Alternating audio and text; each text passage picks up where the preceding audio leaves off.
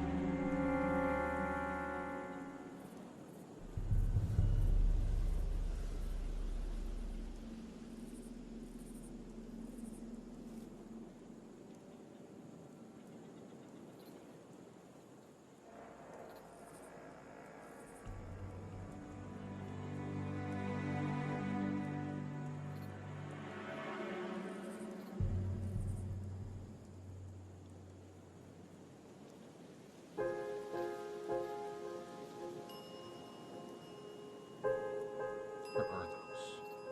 One moment.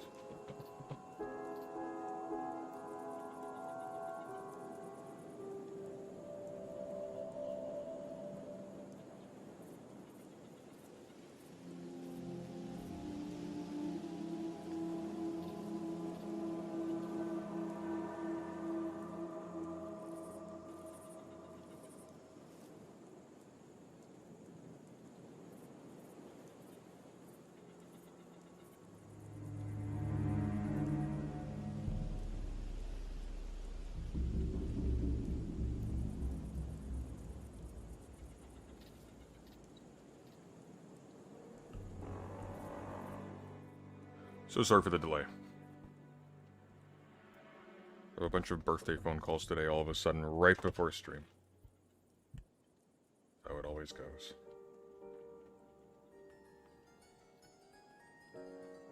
Alright. When was the last time I streamed? It's gotta have been a solid couple of weeks. Don't regret it. I was absolutely tanked and actually managed to sleep at a normal human time last night, so we're going back a little bit early. Hey, turn back on.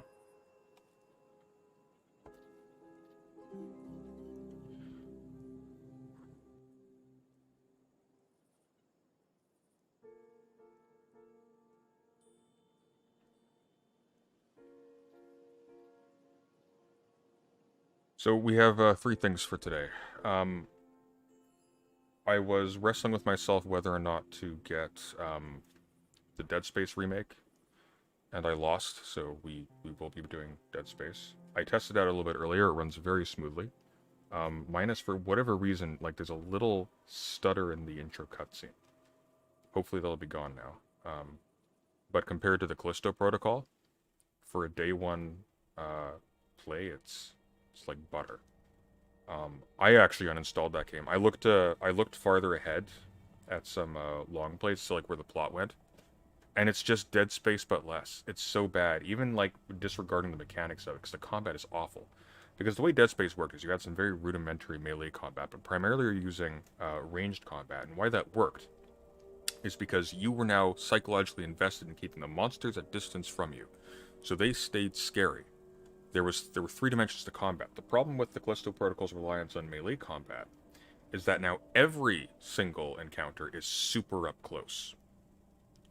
Super up close. And not only that, but you're at your strongest when you're up close, because the dodge mechanic is automatic. And so there's never any actual tension in the combat, and enemies aren't threatening in the distance because they're always non-threatening in the distance by definition. Or sorry, they're non-threatening when they're close. And most of them can't do anything in the distance, so they just become kind of backdrop. Like the spider creatures. In Dead Space 2, when you had like the really fast sprinter creatures, those were spooky, because they could come at you from any angle, and once they came in close, you were finished. You had to get them at distance. You were panicking to kill them quickly. In the Callisto Protocol, they were the easiest to deal with once they were right up in your face, because you just have to tilt the control stick left or right, and you'll just automatically dodge out of the way and get a free whack at them. But moreover, leaving aside the mechanics, the plot is so bad, and I'm so disappointed by it, because I thought they were going to do something different, but it was actually just Dead Space again, but less. So the monsters are basically necromorphs. However, instead of there being something more interesting behind them, as in like in the first one, before it was retconned, there's like this hive mind controlling them, so it's this super alien thing that's still alive, that has its own designs or whatever. Or same thing but just bigger. You had like the necromorph moons, where there's just so many different questions are opened up, like how did this type of organization begin to exist in the first place? They're sentient, they can speak. What are their plans? What do they want? Is this like the apex of their development? What, like, there's things that are interesting about that. Is this the remains of a civilization? Was this a bioweapon? Are these like the angels from Evangelion or whatever? They kind of are, actually. At least with the more recent remake, which is terrible. But no, in the Callisto Protocol, you go deep under the prison, deep under the colony, towards an older colony, and you find out, oh, they dug up an alien. And they killed the alien, and the alien was full of those larvae. And the larvae just infected people, and they thought, golly gee, we sure love monsters, why don't we use these to make Resident Evil super soldiers? And they do, and that's it. It's just bad. Just really bad. So I didn't bother with that one.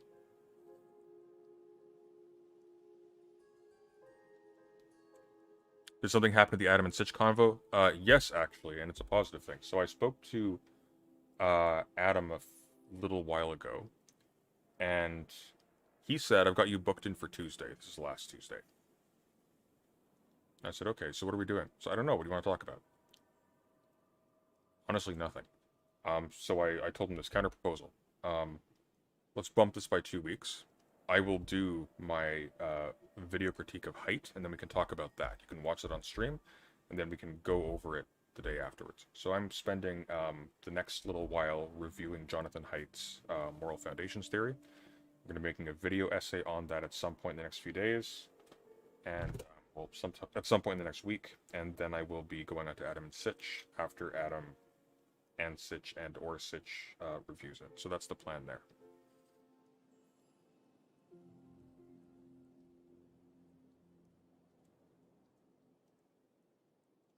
Yeah, I'm so mad about the Callisto Protocol. I bought that on day one too, and it's so awful. The opening had promise, and then it just boneheaded decisions, which is strange because literally all they had to do was just copy the combat from Dead Space completely, and then just have a new and interesting setting. What they did instead is they butchered the combat from Dead Space and had a less interesting setting. Just awful.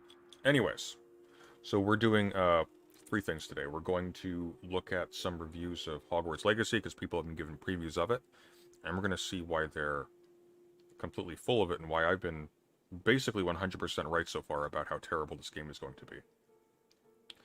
And then we're going to do a little bit of the Dead Space remake, and then after that, there's a lecture on Extinctions by a biologist on YouTube that I've been really wanting to go over, so I don't know if I'll play that separately or play that while doing Dead Space. I think while doing Dead Space could be kind of interesting. But yeah, so that's today. And then tomorrow we are talking with Brooks again. We're going to be doing more of Anti-Oedipus finally. And we'll be talking Hogwarts Legacy as well after that. And then hopefully no more Hogwarts Legacy for a little while. But it's probably the most fun game to pick apart of anything that I've seen because so many people are just so invested in it being good and there's just no evidence of it. It's all smoke and mirrors.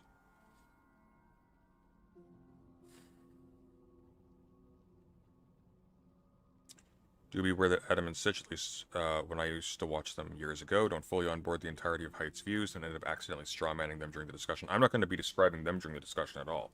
I'm going to be criticizing Height. I will let them bring up any counters that they like. I'm not going to preempt them. Alright, well, without further ado.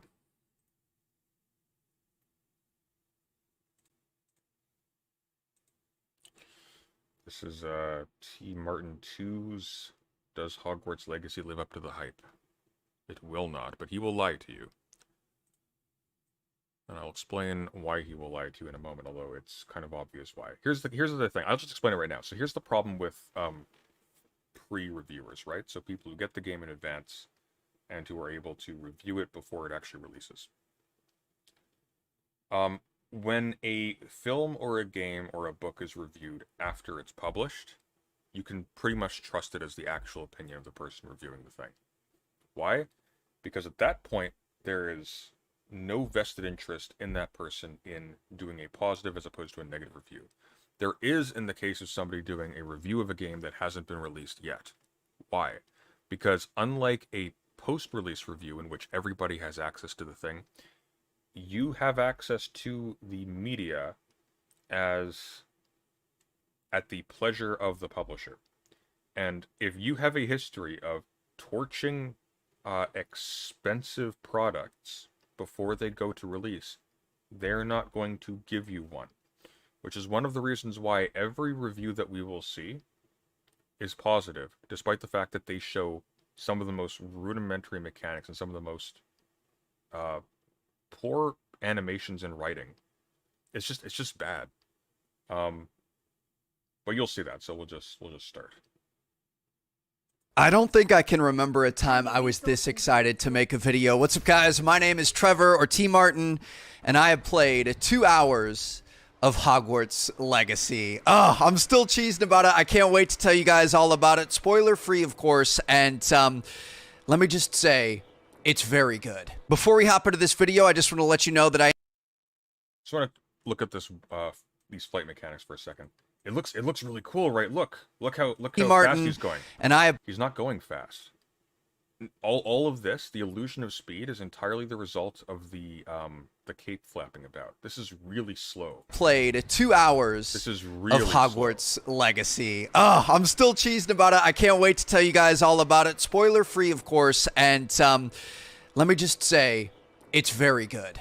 They even went out of their way to make like the entire Quidditch match, but you can't play it because the broom controls are so bad.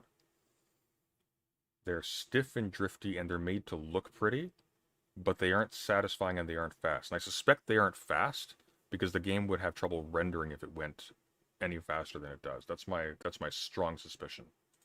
Before we hop into this video, I just want to let you know that I am giving away a PS5. Poor animations. Oh, you're looking at the character animations in the world. You aren't looking at the facial animations or anything else. And here's the thing. Really good animations are impressive when they're integrated into a game environment where they interact dynamically with the things around them.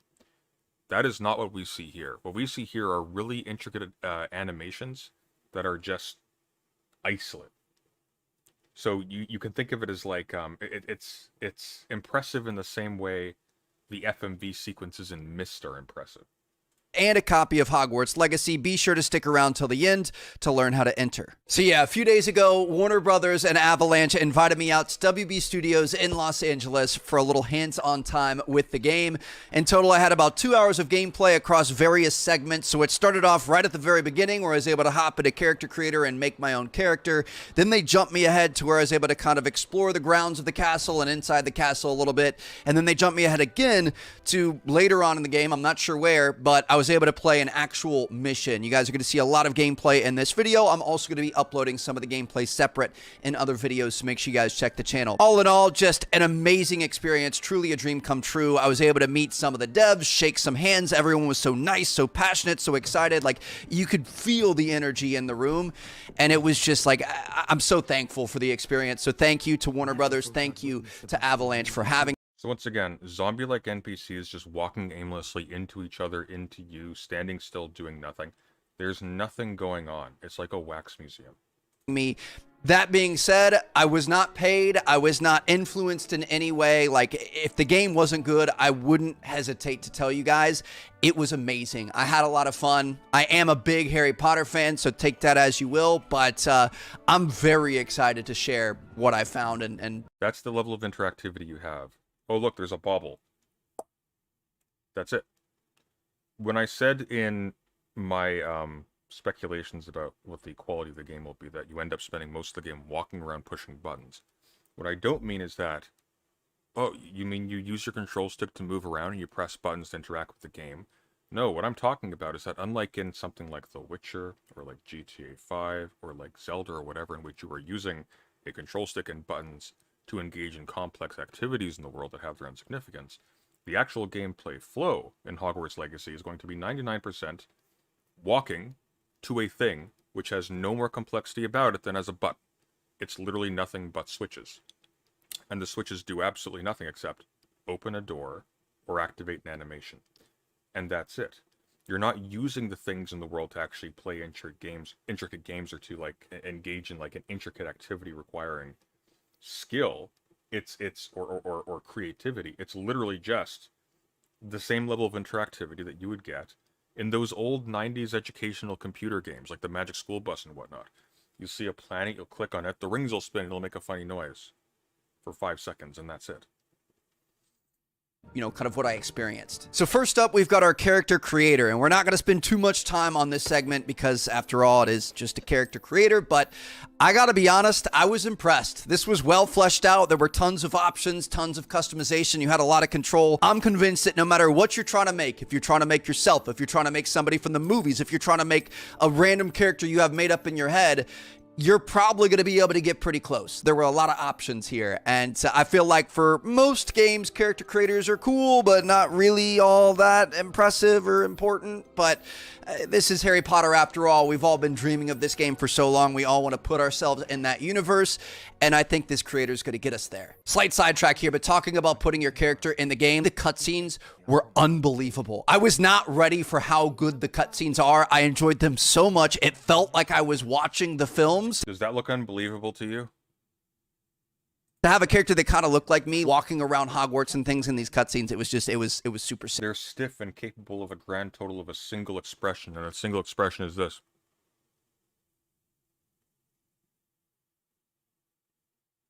That's all they can do. And the game as a whole was really beautiful. I'm not going to sit here and say it's the most beautiful game I've ever played, but it was very beautiful, from the characters to the clothes to the environment and the scenery and things like that. And honestly, speaking of environment, that's going to be our second main point here. This was my favorite part of the game. Just the scale of everything. The fact that you can go anywhere you want at any time that you want. You can walk there. You can run there. You can hop on your broom and fly there. You see that door over there? You want to go check it out? Go for it. That's not a fake door. You can walk through it. There's something really cool on the other side of that door. But that comes at a cost, and this is one of the reasons why I really don't like games where there is no locking of the environment at any given point. In order to have that kind of freedom where everything is accessible all at once, you need to have what's the word I want to use here? The activities you engage in have to be so minimally impactful on the environment, or so minimally dependent on the environment, that effectively you can travel the entire map, but you can basically do nothing when you get there. And that's what we've seen so far. We've seen running, flying, and combat, and that's literally it. There's nothing else going on here. And there's not a loading screen that holds you back in between it. Like, it just, everything was so large, it was on such a grand scale, and it was all so interconnected. I think that's one of the biggest compliments I can give, is just how well everything was meshed together and connected. Look, it's literally just an empty world with meaningless collectibles. Because when you think about it, like, we know the major points of interest and locations based off the movies and the books and things like that. And obviously the books have a little bit more detail than the movies did, but like, we don't know what every hallway looked like. We don't know what every corridor, every little nook and cranny of this castle looked like. That's what Avalanche had to put together. They had to take the Great Hall and the courtyard and the common rooms and the library and the classrooms and the dungeons and everything else, and like, make it all fit together so you can actually walk to those places, and every corner, every nook and cranny. See what that chest is? That chest is a button. You open the button, you get a collectible like you got upstairs. The spells you cast do nothing to the environment that changes it. It's and he had to be just like kind of created on their end, and all fit and flow together, and they did that absolutely masterfully. Like, I felt like it was so big and so grand that it was easy to get lost. But at the same time, I kind of always felt like I knew-ish where I was going, even though it was my first time ever It's almost like there's a magical thread pointing you the way. Playing it, just because I'm like, oh, I kind of recognize this from the movies, or oh, you know, there's that painting or whatever. Like, it honestly, it was a weird feeling, but it was very cool. And like I said, they nailed it. So yeah, the environment was massive. It was gorgeous. It was all interconnected very nicely. And it was all completely empty. We're now like almost, I think we're about a quarter in. And we've seen literally nothing except walking. There's literally nothing to do except run around. It's like Skyrim questing. But Skyrim so far seems to have had more dynamic magic than this, which is a horrifying thought. And it also felt alive. And I've got to be honest, this was one of my biggest concerns for this game, both because of just the scale of everything, as well as because of the grandioseness of the idea of a wizarding school. Like, how do you live up to the hype there? How do you keep that alive so that it feels real, and it, you know, when you're just walking around not even doing anything, it actually feels like you're there? At least from what I saw, they did a really good job. Like, I felt like around every corner was a character to talk to, where the dialogue actually felt like it mattered. And, you know, you have the branching choices where you can decide to either be nice or be mean or aloof or whatever. And I felt like whatever you chose actually had repercussions. These remind me of the cutscenes, again, from Kingdoms of Amalur. It's just, there's no gesticulation. There's nothing relevant to context. Nobody's doing anything. They're just posturing like this. I've lost my sheep. Can you help me find my sheep? I'll give you a pretty penny for it. And that's it. That's what the characters do. Whatever you chose actually had repercussions. There were mini games. Is my mic audio a little quiet? I think that might just be you. It looks like it's coming in perfectly loudly on my OBS. Side missions, chests and loot to find, even random things like We'll these turn down this a globes in little the bit. library that you could interact with and make spin, or this water fountain, or like, you know, floating flower pots, or Peeves messing with somebody in the hallway. Like there was always something going on. There was always something new and exciting to look forward to. I was constantly using Revelio. It was on the D-pad, and it kind of like highlights some interesting things around you. And it's like every time I used that spell, there was something that I could do. I was just This is literally the whole game. You use Revelio, it highlights stuff in the environment, you click on it, and you get a collectible. And that's all there is to do in every room that we've seen. We haven't seen anything resembling a puzzle. We haven't seen any kind of actual serious environmental interaction. Even the kinds of basic stuff you see in like Dark Souls, where like passing by books or something like causes them to like fall on the ground and scatter. There's nothing there. There seems to be like no environmental physics at all. really impressed. Now, I will say I only saw a small subset of the map right Here, what's this? We found a note. Professor Black might have suggested a ban on magic in the library. Someone has been sneaking into the restricted section, and Cressida Bloom seems to think of the library as her own personal area in which to practice her latest incantations. It is most disruptive. One might consider Peeves tame by comparison to such antics. There's nothing here. It can't tell you, hey, there's a secret treasure, or hey, this is the code to the... No, because you can't interact with the world in that way. There's just nothing. outside of the castle, a few quarters within the castle, and then on our main mission. So, like, is the entire map going to be that jam-packed with stuff? Probably not. I'm sure out in the swamps and the forest and stuff, it's going to be a little bit more barren, but still, I was impressed. Let's switch gears and talk about combat. And Okay, look at this. We've finished the environment. We finished talking about cutscenes, and now we're talking about combat. Combat is the longest section here. And then we have stealth, and then we have criticism and concerns. And I'm hoping he actually does do some robust criticism and concerns, because I have a lot of them. But this is all of the game. This is it. He's just covered everything outside of combat. You know what stealth is? Stealth is slow combat. Pardon my French here, but it was amazing. Like, I really, really enjoyed it. There's a skill ceiling here. It's not easy. I died in the very first training mission. I'm ashamed. Now, this was actually a concern I had before playing the game myself. I was worried it was going to be a little bit basic, just because when you think about wizard battle, it's all range. Whereas typically in video games, we have ranged attacks, we have mid-range, we have close range, we have... This should be fantastically complex. This is one area where the Harry Potter franchise should shine, and they were so uncreative and lazy with how they handled this. See, here's how Harry Potter combat should work.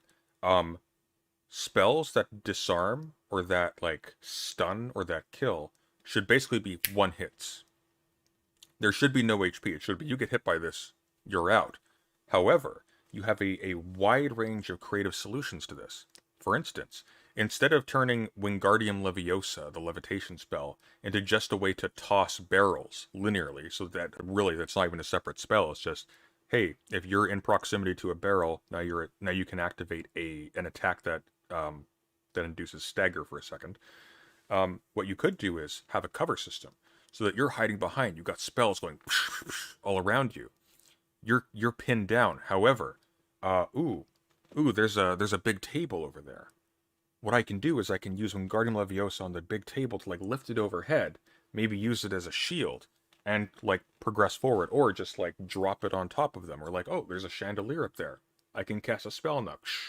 Like, environmental interaction would be critical here. And it would be tense, and it would actually require some level of like strategizing and thinking and creativity, and it would be consistent with the universe. Instead, what we have here is like rock, paper, scissors. Oh, they're using a yellow bubble shield. Better use the yellow bubble spell to whittle down their HP, as the other enemies sort of slowly strafe from side to side, like they're Ocarina of Time villains, taking their turn, making sure that they're not getting in the way of these ridiculously overdone motion captured pirouettes that your character's doing. It's just awful. Hand-to-hand combat, we have, you know, all these things happening. So, like, I wondered if it was going to feel a little basic when you're just standing at range, throwing spells at people, and, like, you know, hey, look at this. Watch what the other enemy is doing while you're attacking this person. You're firing off at this person in the middle. There's this other person with a purple shield here next to them. I wondered if it was going to feel a little basic when you're just standing at range, throwing spells at people, and, like, you know, hey, Look at the time difference. You've fired off like 10 shots. They run up, stand there and wait.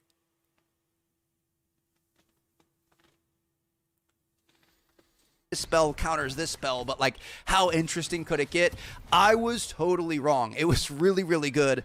And we're going to run through it a little bit here. We're going to get a little bit nerdy, all right? So you've got your like basic cast, your basic attack. You hit R2 and it flings this kind of like pokey attack that doesn't do anything special, doesn't do a lot of damage, but that's just how you keep poking people. After that, you've got your other spells, which are the diamond down in the corner. You've got the 4 spells there. So to be able to cast those, you hold R2 and then you press the corresponding face button. And the thing is you've got 4 available there, but you've got 4 pages of 4. So you have up to 16 spells available to you at any point in time. You can keep swapping through all these spells, and these have different reasons for using them. Kind of your main focus at the start of a battle is to cancel out somebody's shield. The enemies are going to be casting Protego. They've got these bubble shields around them, and the color of the shield corresponds to a color on your spell list. Literally just rock, paper, scissors. That's the intricate combat system that they got for this. That's the level of creativity in a game based on a universe in which you can like manipulate any kind of matter around you. That's what they got. You've got 16 options for whittling down your opponent's HP, and that's literally all you can do, is just directly whittling them down. It may as well just have a gun. It's literally just a gun. Like, there's no purpose for this being a Harry Potter game. At all. Wheel D-pad thing. So you use the spell of the same color to be able to break their shield, and that opens them up to taking damage. You can also do combos. You can break somebody's shield. Notice how even the combos are all doing the same thing. It's just whittling down HP. You lock onto an enemy and you press X until the enemy disappears, and that's it. Now, obviously, in every single game you will play, you're going to use the inputs on your controller in order to trigger events in the world. However, those events in the world can be more complicated or more involved than just making this bar here go from 100 to 0. Every single attack we've seen does the same thing, even the ones that seem visually like, ooh, wow, cool, you can pick up your opponents. What does that do, though? You pick up your opponent. Can you then control, like, can you manipulate them directly in any conceivable way? Can you pick up an enemy and then carefully, like, carry them over on top of another enemy and then drop them on them so that, like, no, you cast Accio on them and then they're stunned. They just can't attack for a few seconds while you can attack them, and that's it. And then when you hit them back afterwards, it shoots them backwards so that they're even at the same proximity to you again. And distance doesn't even seem to have any kind of value. So it's actually less intricate than gunplay. There doesn't appear to be any kind of cover system. It's literally just very rudimentary, slightly long-range Dark Souls combat. But worse. Cast Levioso to get them up in the air, and when they're up in the air, they're kind of flailing. They can't, regain composure. They can't reshield themselves or anything. And then you can start doing combos on them to keep juggling them in the air. And then, of course, a lot of your spells have This isn't how magic works in the movies, Zoshlix. That's actually incorrect. In the movies, spells basically kill when they hit, and you actually have to parry them in order to survive them. Now, if that's how this worked, if you had a number of offensive spells and you had to, like, carefully time with a parry system, so that parrying was risky and took a lot of skill, then this kind of combat could be acceptable. Like, you could involve, like, a lock-on system, so that when you are engaging in direct combat, if you decide to, you can still get hit from the sides. But let's say it's one-on-one. You can try just parrying and just hitting back and just brute forcing your way through an encounter. However, because that's all they're doing in this, because they're forcing you to parry, they have to make parrying easy. Otherwise, the average player won't be able to make it through the game. And so the entire game now becomes, how can we symbolize wand dueling without actually having you to make the player take any risks, or risk the player losing too much that they're frustrated. It's very coddling. See, it would be one thing, and it would probably, like, require some level of cleverness if they involved some kind of interaction with the environment beyond just using barrels as projectiles. Where if it was the situation that enemies could attack you simultaneously and quickly and at your speed, because now you have to be smart. Now maybe you're forced to rely on stealth and whatnot, and they have to make the stealth system more robust. We'll see in a second how it's shallow as hell. But that's not what they did.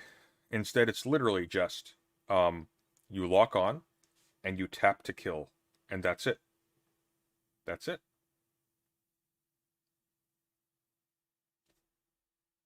That's not true if we're talking about Avada Kedavra, but definitely not Rictus Semper. What do you mean? Stupefy knocks people out, Socialix. You're just wrong, I'm sorry. Special abilities and effects to them. There's no... At no point in the Harry Potter movies do people get hit by multiple spells and keep standing to hit again. They're just out. So, like, if you hit somebody with Crucio, the Cruciatus Curse, the Torture Curse, it's not going to do as much damage up front, but it's slowly going to drain their damage over time because you're torturing them. Or if you hit somebody with Expelliarmus, it's going to disarm them, and now all of a sudden they're temporarily out of the battle while they recover and get their wand and things. So, like, you could hit somebody with Expelliarmus and then focus on the main task at hand while they're over there scrambling, trying to get ready, and then turn to them when you're ready. Can you grab their wand? No.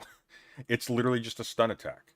It's just a stun attack with a pretty animation. There's no creativity here. Now watch this wolf here. This is kind of interesting. Early out of the battle while they recover and get their wand and things. So, like, you could hit somebody with Expelliarmus and then focus on the main task. So there's an Animagus boss here, or enemy. So just watch. At hand while they're over there scrambling, trying to get ready, and then turn to them when you're ready. And it's just like there are so many combos and things that start happening. It truly gets very, very, very deep. Now, there's also finishing moves, which they're insane. You've got the environment that you can use to your advantage. You see a barrel over in the corner with R1 hovering above it. You can bring that into the battle, break it over somebody's head. Like, it just... That's all the environmental interaction you get. There are projectiles in the environment that you can activate when you're in proximity to them. This is an identical mechanic to the Return of the King movie tie-in game, where you could walk into the orbit of a pile of spears and launch javelins. There are so many options available to you, and that's just on the offensive side of things. Now, on the defensive side of things, it seems a little bit more simple. It's kind of the typical either block, dodge, or parry, but it's also honestly the most important. Like, I was so enamored with throwing spells at people, I wasn't defending well enough. That's why I ended up dying. So if I could give you guys a pro tip, focus on defense. Every instance of combat looks just like every other instance of combat. What I really think they should have done is they should have gone for the Deus Ex strategy, where combat is slower, it's cruder, but it emphasizes player freedom and ingenuity over flashiness. So I'm not talking about like the super new Deus Ex, although that wasn't actually that terrible. It gets a bad rap, but it's compared to this, it's art. So again, like Wingardium Leviosa, here's what you should be able to do. You should be able to sneak down a corridor. You see some guards. They're whispering to each other. You can listen in on them talking. I need to get past them. What can I do?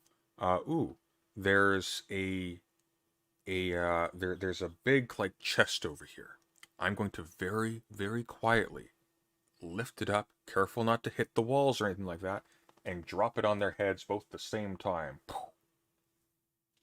Easy to do. Would be really cool. Other games have done this. Instead, we get Pokemon battles. Focus on perfecting your defense, but basically when there's a spell incoming... And that's actually not fair, because Pokemon battles have a little bit more variety to them. At you have this highlight that goes around your head to kind of let you know, like a sixth sense, kind of like the Spider-Man games, the Spidey sense that pops up. So you know in that point, you can either cast your Protego to be able to block it, you can hold your block button to be able to parry it if you have good timing. What just happened to the mic? Is my mic being weird? Or you can dodge it. Some spells will highlight in red, that means it's unblockable, so you have to dodge in that case, and then... Alright, chat. If you're having audio issues on your end, check to see if it's you first before you tell me there's audio issues, because then I will stop and I will test my audio. All the special spells also affect you too. So like if somebody hits you with Levioso, you float up in the air and then you have like a button prompt you have to hit. If you get it right, you can drop back down quicker and get back into the battle. If you miss it, it's a little bit more of a cooldown for you and you're stuck up floating in the air taking damage. It's just like, it gets very intense. Thank you, Noah, for the $5. Have you played Harry Potter and the Philosopher's Stone on Game Boy Color? Harry Potter was made to be a JRPG game. I haven't, but I did see the review of it, and it did look kind of interesting. I think that works for the movie ones. I think what people are looking for here is something a little bit more open-ended, which you can do. The problem with this has nothing to do with the concept of an open-ended Harry Potter game or of an open-world Harry Potter game. The problem here is that they essentially tried to do it both expensively and on the cheap at the same time. They put all of their resources into making the environments high fidelity, and they put none of them into making so the environments were interactive. So it looks really pretty and great on trailers until you start to pay attention to what's actually being done in the game, and you realize that there are fewer.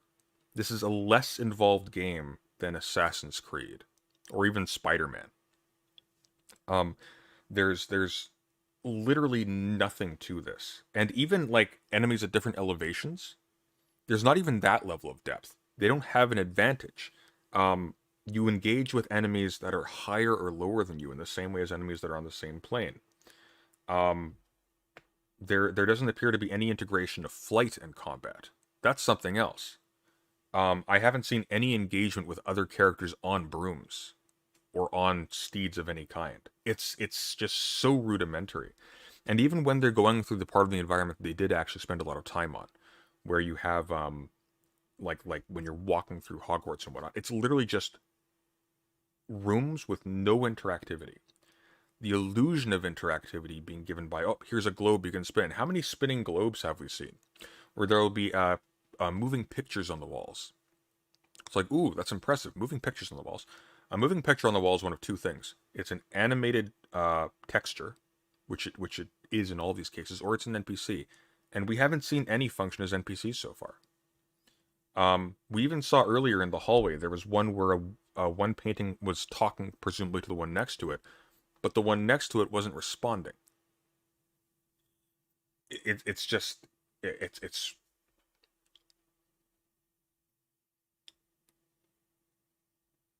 like I would like for a game like this to be decent, but it's just not. It's clearly a cash grab.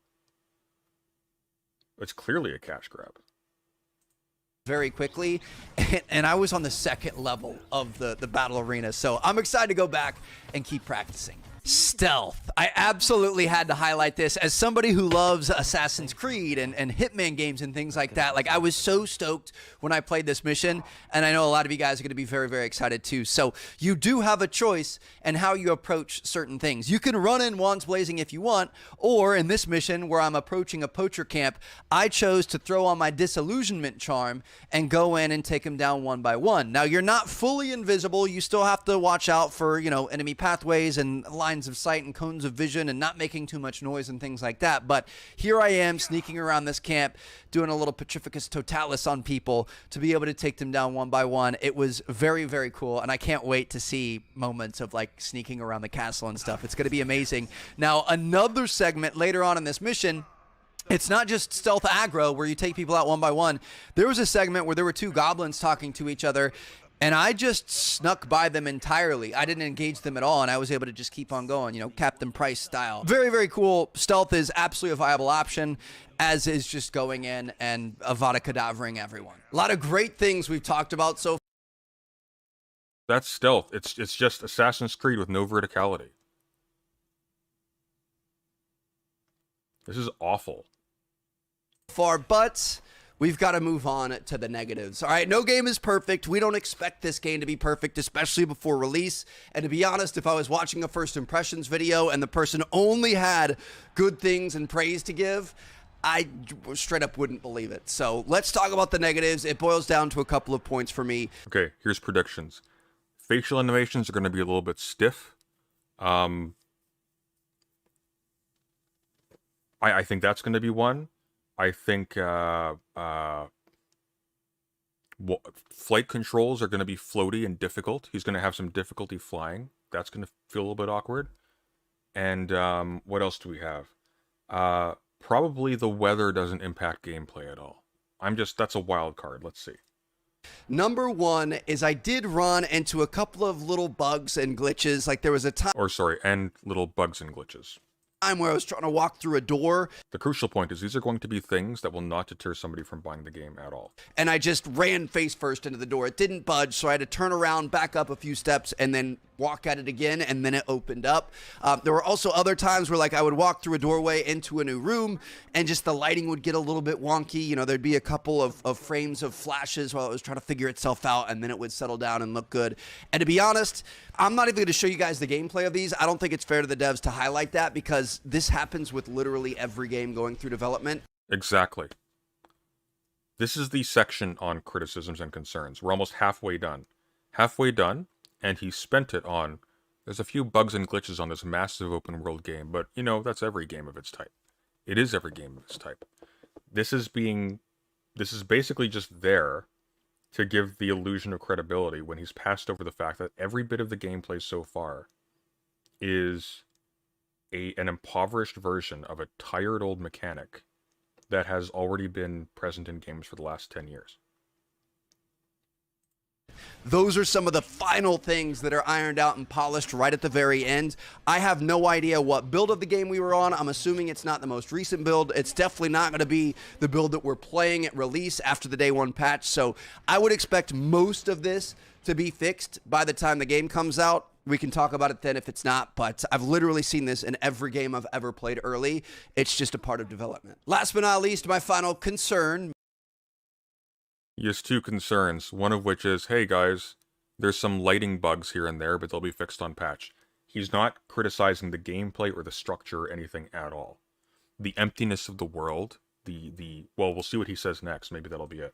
If you could even call it a concern, isn't about what we saw, but it's about what we didn't see. So like I said, this recording session was three main segments. It was the character creation, the exploration of the castle where you could see the grounds, as well as specific corridors and rooms inside the castle, mainly the library as well as the greenhouse. And then we had the mission that you guys saw on the channel yesterday. And it was all great. It was fantastic. But a lot of that we've already seen via trailers and showcases. Now, the Fire and Vice mission was totally new, so that was really exciting. But the character creation screen, we've already seen. And the parts of the castle that we were exploring, we've pretty much already seen. I mean, I was able to fly over to the Quidditch pitch and things like that. But, like, a lot of it we had already seen. This wasn't new. We weren't, you know, going through the forest. We weren't checking out the swamps. We didn't get to see Hogsmeade. Once again, if T. Martin says, you know, I played this game and, like, yeah, it seemed functional, and I liked the visuals very much, but there was really just basic beat-em-up combat, and this is really basic beat-em-up combat. This is like Fantastic Four movie tie-in game tier combat. That's the level of sophistication we're working with here. Take away the motion capture and there's nothing else going on. Every single enemy engagement is exactly the same. Exactly the same. And it is so primitive that they have to make the enemies attack you practically one at a time. They've slowed down their rate of attack so much because otherwise there's just no flow. What little of it there is there at all. If he says that, like, hey, there's nothing here to do. It's a beautiful castle, but it's empty. There's stuff to engage with, kind of, but it really just amounts to static collectibles and little QuickTime animations. If he says that, what will happen is the next time there's a major release, he will not be given an advance copy to review, which means a lot of money gone from him. So we have a major problem here where we have a lot of these people who are shilling for stuff that they actually can't stand behind because they have a financial incentive to do so. You actually can't trust these reviews. Everything that we have seen here is exactly consistent with what we've been looking at earlier. The reason why they're not showing off anything new than was in the trailer is because there isn't anything. That's literally it.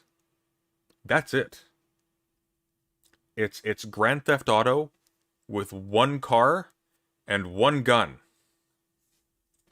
We didn't get to see like new parts of the castle, and that brings up the question, like, why was that done? Why was it so strict? Why are they hanging the curtain there? You know, some developers might do that because they're showing you and worse animations and less character.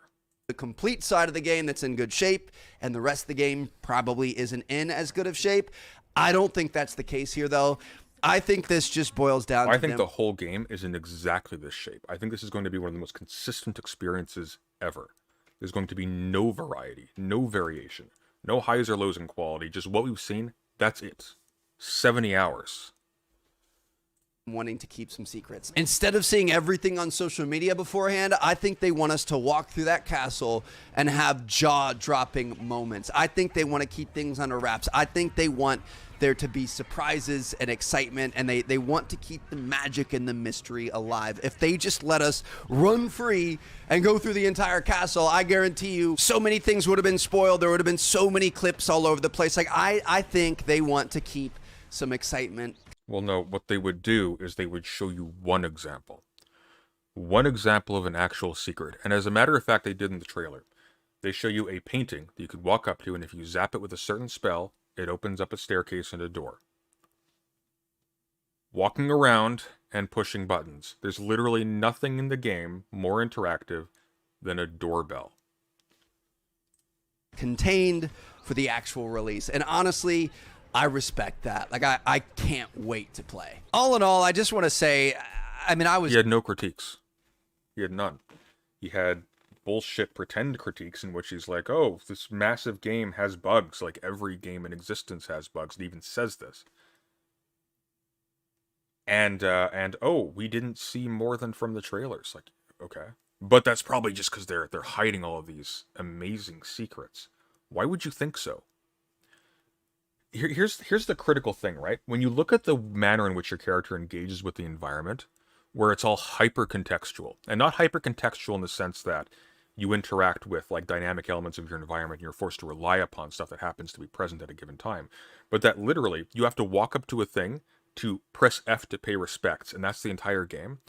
When you look at the nature of the combat and the way in which you really can't seem to use spells to do anything dynamic or interesting or act on the environment in an interesting way, except in a pre-scripted manner, whether it's through combat or through like cast this spell at this location to open this door and that's all it does, you actually can't make a game that's interactive in that way because they focus so much on making the assets all like really finely detailed. The cost is that they can't make them have any actual like physical existence in the world. They can't have physics about them. They can't fall over. They can't break. Environments in Dark Souls and Demon Souls and whatnot look basically on par with this in terms of their detail. But you can interact with them, even in a basic sense. You can turn yourself into parts of the environment. In later games like Sekiro and Elden Ring, you can actually like do stealth as well. You can hide. You can disguise yourself as things. And on top of that, they have elaborate gameplay as well. That's actually meaningful. That's various. This is just that, but less. This is just that, but less. Most important. Like, I was so enamored with throwing spells at people, I wasn't defending well enough. That's why I ended up dying. So if I could give you guys a pro tip, focus on defense. Focus on perfecting your defense. So final thoughts. Listen, I did only play for 2 hours. It's a massive game. I played a very tiny pinprick of what's available to us here. So I don't want to make any statements that I can't retract later. But I'm impressed. I have very, very high expectations for this game. And I think they're absolutely going to nail it. I think if you're a Harry Potter fan, it's a no-brainer. This is the game. This is the one. This is the one we've been waiting for pretty much our entire lives. Like, this is one of the biggest games that's ever released for me personally. Like, I can't wait. If you're not a Harry Potter fan... This game is tiny. It's tiny as hell. And I'll tell you why. This is sort of like if you took...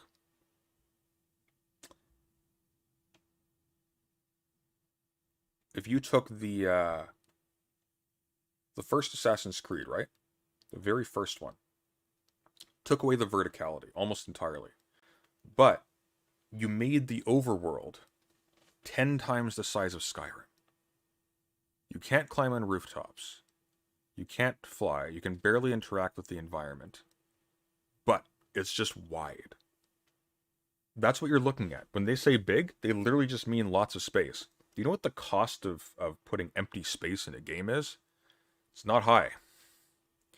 Um, the reason why I'm dead certain, the reason why despite the world being so large, despite them needing to have a fast travel system, to get you around quickly because it's just tedious otherwise. Um, and and the reason why they're sort of bullshitting about how, well, we need to make this is like a primitive broom. This is an older version of the broom that you can't go fast on.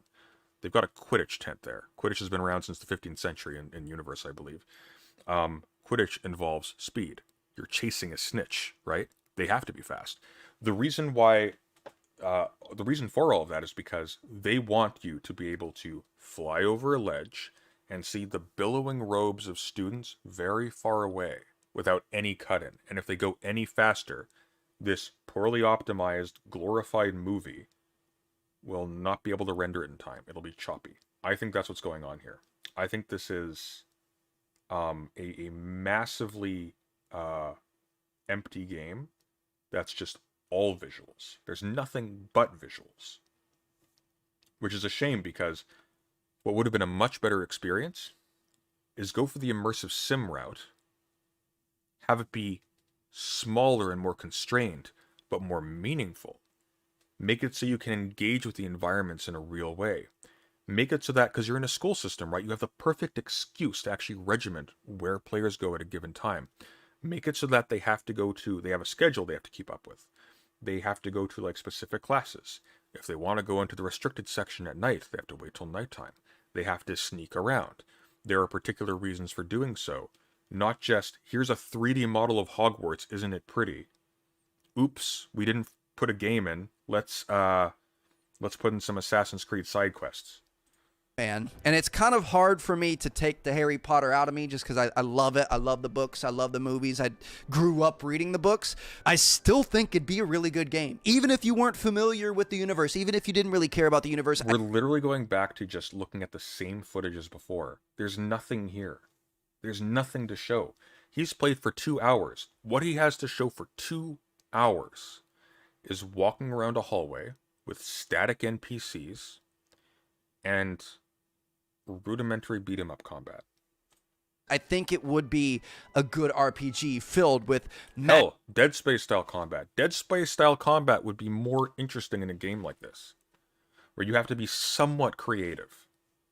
But it's all about... I don't even know what it's about. Like, it seems to me that the logic there is just... Dark Souls seems to be in. Star Wars was sort of copying the Souls-like thing with, what is it called? Fallen Order? Or Star Wars Jedi Fallen Order or something? Let's make Dark Soulsy type combat so we can pick up on the hype that way. And then that's basically it. It seems like the only mechanic they put thought into was the combat, and that was with an aim to cashing in on the Souls-like craze. In fact, even when you look at the earliest trailers, they don't emphasize the open world. They emphasize the combat. They show giant monsters coming in. They show rolling and dodging and shooting. That's what it is. Magic and mystery and exploration and great characters and storylines and things. Like I think they have an absolute winner here. And I can't wait to check out more. I can't wait to get it in my own hands for you guys to have it, and I can't wait to explore this world. So hope you guys enjoyed this video. We will definitely... This is gonna suck so hard. And it's gonna suck honestly more than BioShock Infinite by a long mile, because BioShock Infinite had interesting ideas. This doesn't have interesting ideas. This has a tremendous amount of money being poured into it for motion cap and asset creation. And that's basically it, because everything else is something that the N64 could handle. There's nothing interesting about these mechanics at all. The level of environmental interaction is on a par with Super Smash Bros. Actually, a little bit less so, because you can't seem to actually affect the environment itself. The combat is it's like It's like Demon Souls if distance didn't matter. So it's actually it's more rudimentary at its core than Ocarina of Time's combat. Because there, at the very least, you had to like take account of distance. You could dodge in terms of distance. It wasn't just you press the dodge button, therefore you magically roll out of the way of the lasers that ignore space and time. Um, it's just bad. Zoshalisk, stop simping for the game in my chat. You're getting really on my nerves here. Bioshock Infinite had things to say, and at the heart is still at least a decent playable shooter. I thought the shooting in Bioshock Infinite was pretty bad, and I think it wanted to have things to say. I don't think it really did. It was a game with ideas behind it, even if they didn't make it into the game in the end. It was interesting. It was an interesting failure. This is going to be a tedious failure. That's why I'm not looking forward to it. I would much rather a game that was really ambitious. And by really ambitious, I mean they made an open world that was a world, not an open world that was just a diorama, because that's what this is. All right, I'm going to take a break, and we're going to come back, and we're going to start an actual video game, because the Dead Space remake came out, and it is glorious. I'll be back in about 5 minutes.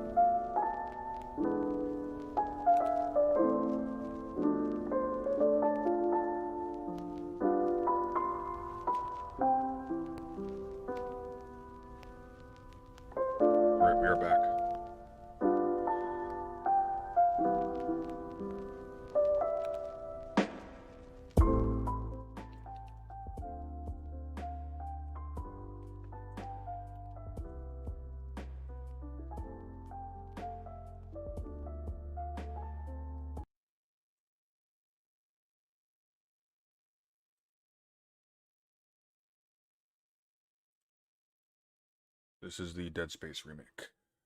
We are doing it. Let's see what's our volume at.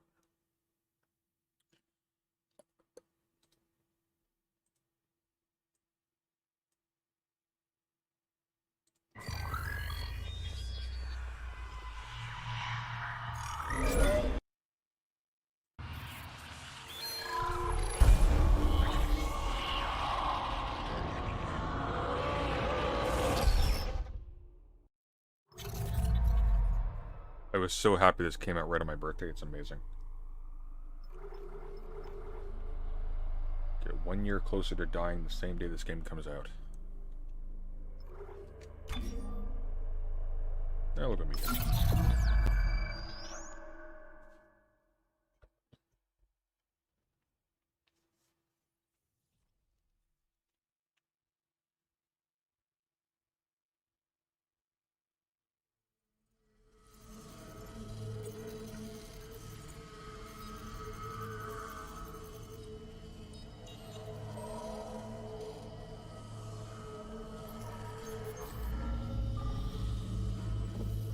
Isaac, it's me.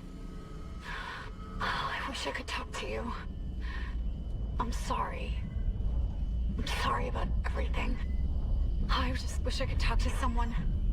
It's all falling apart here. I can't believe what's happening.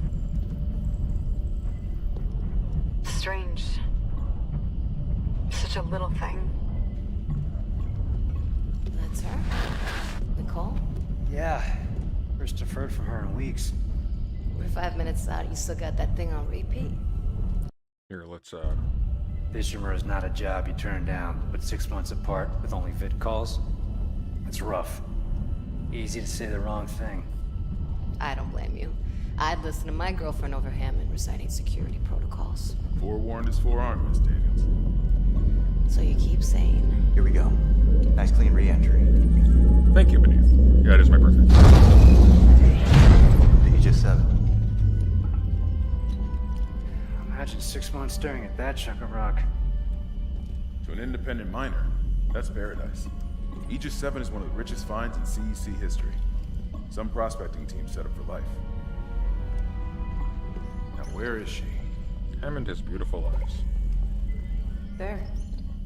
Confirming visual contact with USG Ishimura. What a beauty. Biggest planet cracker in her class, you know. And it looks like they already popped the cork. Why is it so dark? We should be able to see her running lights. Yeah. I'll get us into hailing range. Someone's got to be waiting up for us. Just be careful on the approach. I'm not taking any chances with the CEC's pride and joy. No Thank chances, you, Sky. huh? Thank you. Is that why you were Lucy. digging into my personnel files before we left? You track your file Thank access? you, Leyline. I'm a computer analyst. Comes with the job. I ran standard CEC background checks, Miss Daniels. If you want to work in the big leagues... Obsessive play Forge, ball. that would be amazing. Thank you. Sir, we're in hailing range. USG Ishimura. This is the emergency maintenance team of the USG Kellyan responding to your distress call. Come in, Ishimura. Ishimura, do you copy? Come in. This is the USG Kellyan. You ever hear of a full communications blackout on one of these things? Never. Come on. Someone pick up the damn phone. What the hell is that? Sounds like their communication array is busted. Maybe a broken encoder. Daniels and I can handle it in 48 hours, max. Hey, that gives you plenty of time to catch up with Nicole. Yeah, I hope so. Jen, Johnson, take us in. Gravity tethers engaged. Automated docking. Let's go. We're losing control. We're off course! Daniel! Guidance system override isn't responding. Shit, we're coming in too hot. It's gonna smash us into the hull. Check! Aim for that emergency stabilizer. There! The blue light! It might slow us down! Got it. Drop the flash shield. Everyone brace yourself.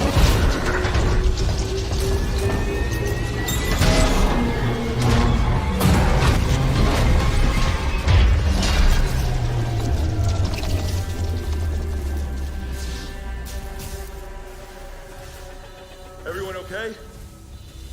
Good. I'll live. For Johnston, alright? It's my ankle. Might be broken. Shit. But better than a broken neck. Or worse. Good call on the stabilizer, Isaac. Gotta always read the manual. What the fuck's going on with flight control? That guidance system's a death trap. Better add it to your repair list. Jen, what's our damage? Comms are down. We lost a port booster. Got a fire in one of the stabilizers and... Singularity core's a mess. Could be worse, but not by much. Then let's get some help. Johnston, stay with the Kellyan. We'll send a medic. Everyone else, with me.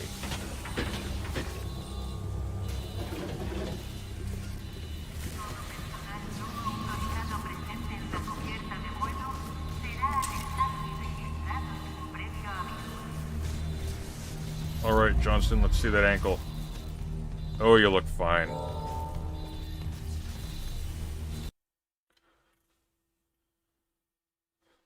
Oh, Rixai, thank you so much for the $19. I really appreciate that.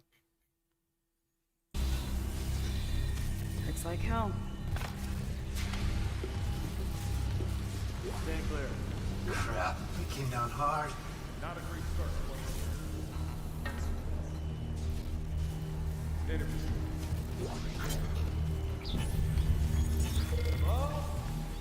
Where is everybody? Half the shield must have heard that. Be proud, Jen. You gotta see her one piece. Johnson might disagree. But you're offering to buy the first round. I wouldn't mind something to steady my nerves, especially on CEC staff. See anyone in flight control? No, nobody.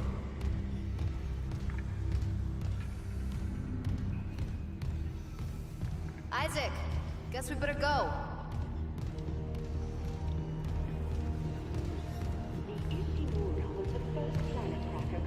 At least we didn't take out the sign.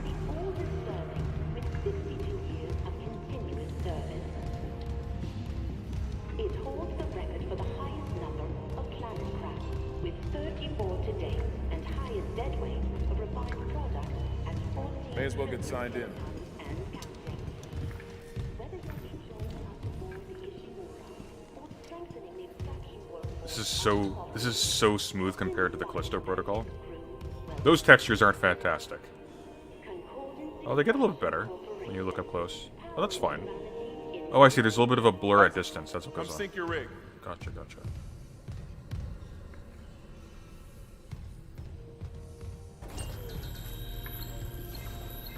welcome, Isaac Clarke, to the USG Ishimura. Rig synced. Collect kinesis and stasis modules from Acting Chief Engineer Jacob Temple. Location? Error. Employee not found. I can't reach security. Same for the chief engineer. What is wrong with their comms?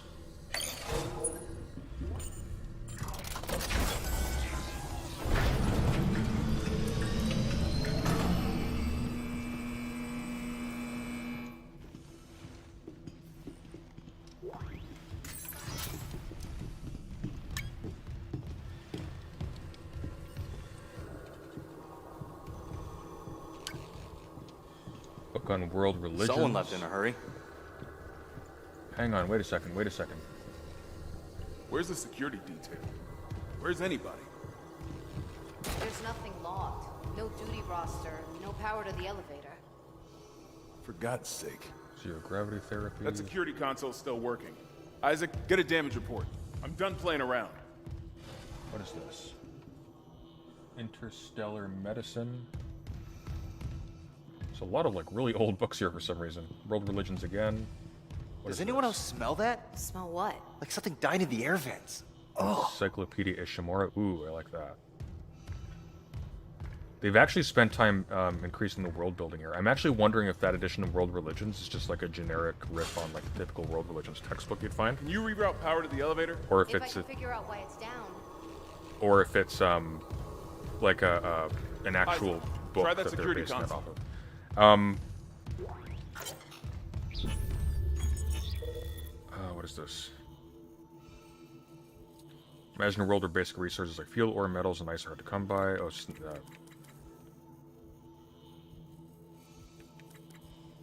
right, so the ship is 62 years old. And the way it works is it has I try the like a security large, console. I guess like those ribs on the outside, it pulls in an asteroid and then it gets dismantled. Here, I'm going to relocate my camera a little bit upwards so you can actually see what's going on a little bit better.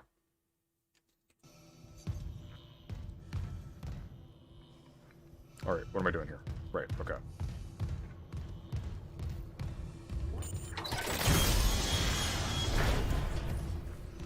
Something on the floor here. Is it? I need that damage report.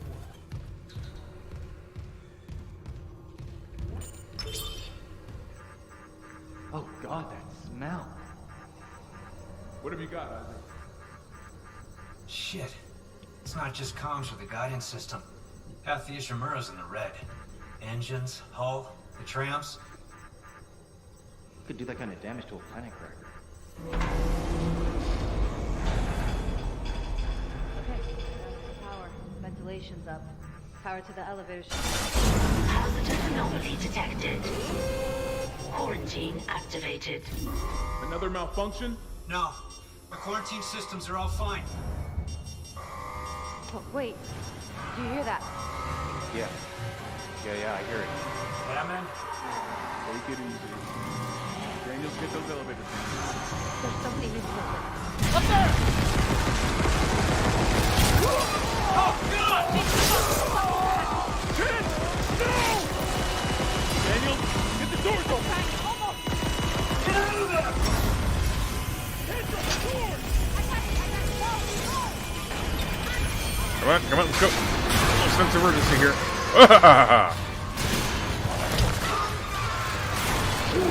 There weren't that many of them in the original.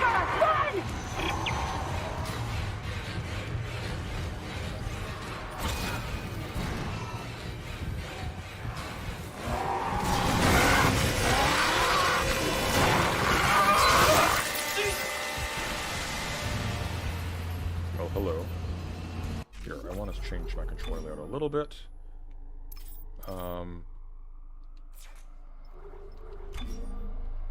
Because I want sprint to be... Oh, that is sprint. Okay, so why wasn't it working before? Odd.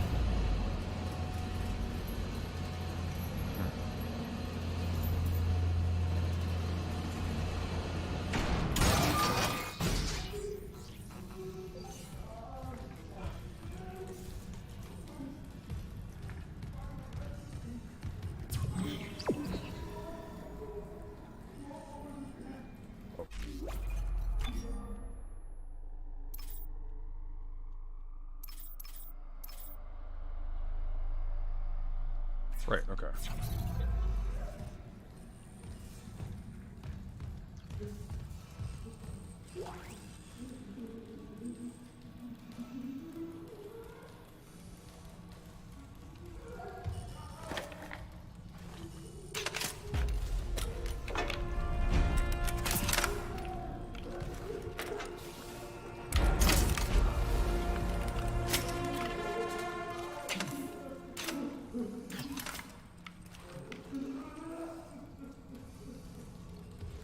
Oh, well, the thing is, actually, in the original Dead Space, I can't recall if you used the control stick button to sprint.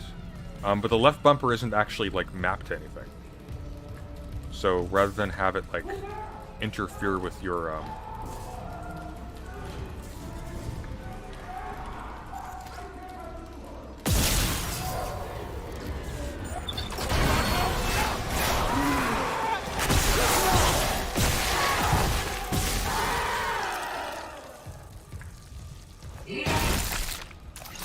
I think not. You're not getting it.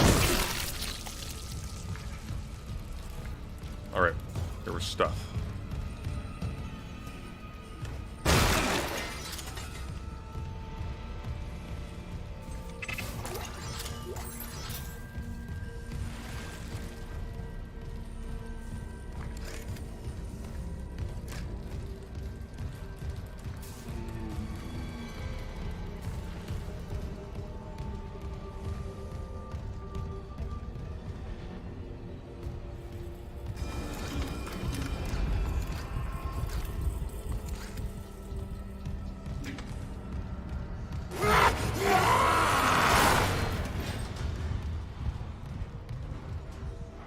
Alrighty then.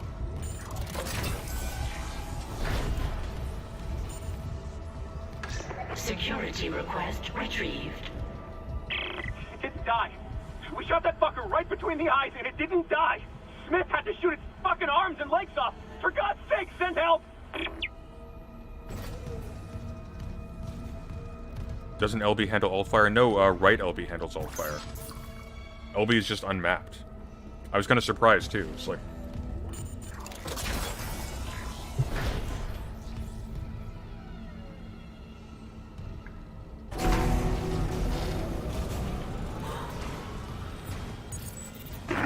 Isaac.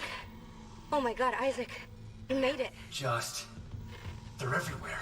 Shin, is he, He's gone. Nothing I can do. What the fuck are these things? The ones I saw, some of them were wearing Ishimura uniforms. so they've already fixed some things about this because in the pre-release reviews, people were complaining about the full color holograms on the displays. They're not full color anymore. Now they're back to their muted sort of bluishness, which I like. How the hell can they be the crew? Look at them. We need to get to the bridge. There's 1,000 people on board. Someone will be there. We can't. The tram system's wrecked. Everything's locked down because of the quarantine. And you're both repair techs. So how do we do this?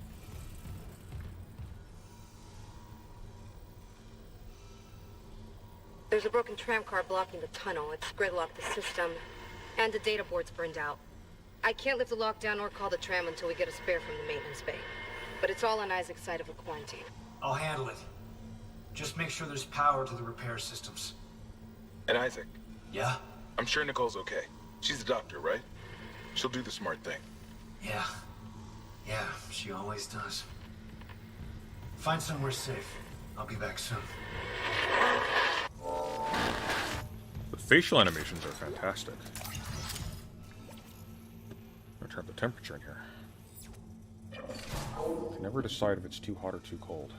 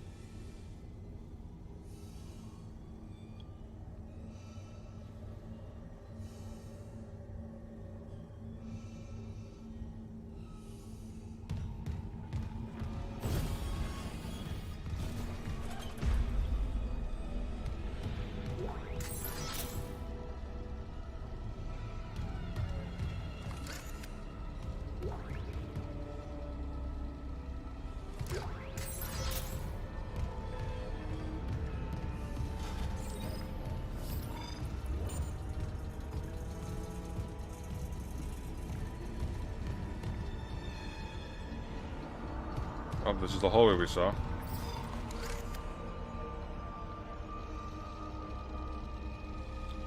You're 100% getting up as soon as I approach you. Haha!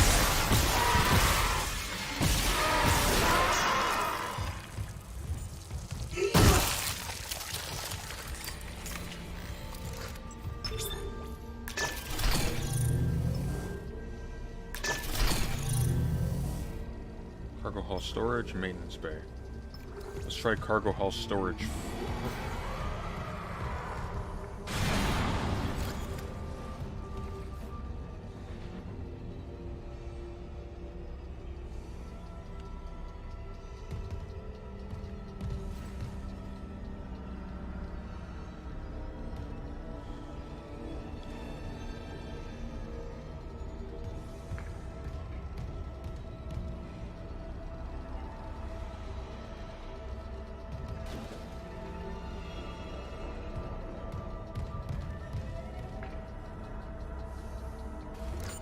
That's where I came from, right? Clever girl.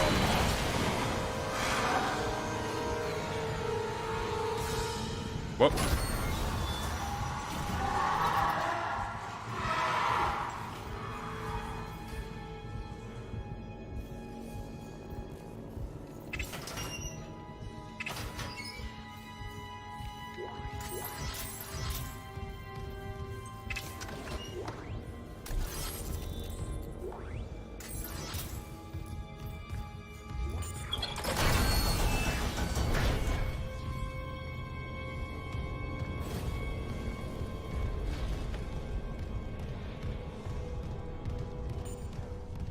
Okay then.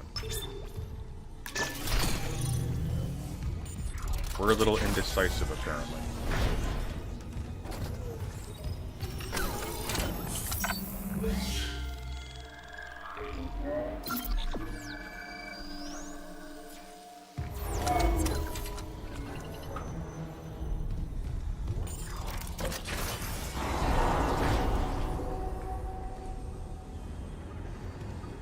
Isaac, don't bother shooting those fuckers in the head.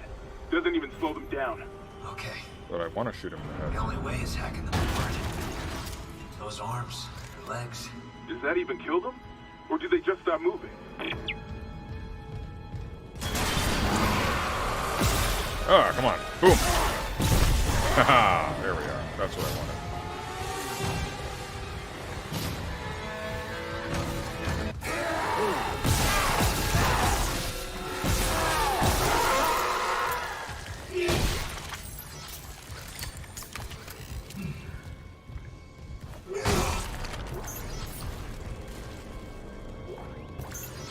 Oink.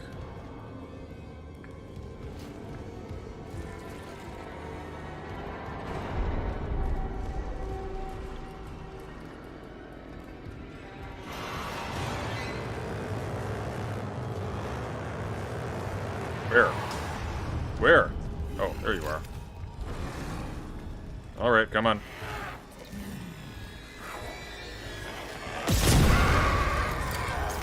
That was satisfying.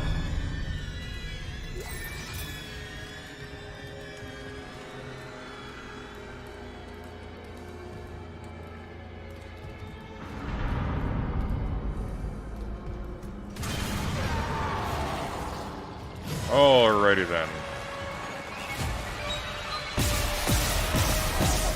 Oh, okay.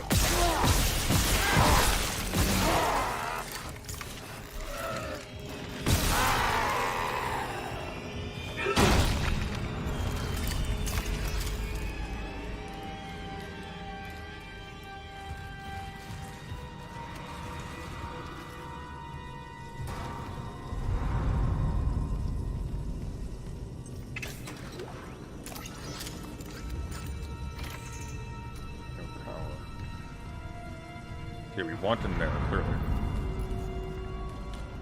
Where's that cord go? Goes up, around. Really quick. Up there, okay. Just gotta go up.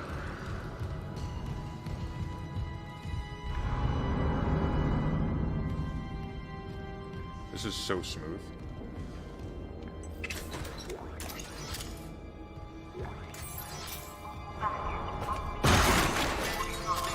This is so smooth, and it's smaller and scarier than the Callisto Protocol.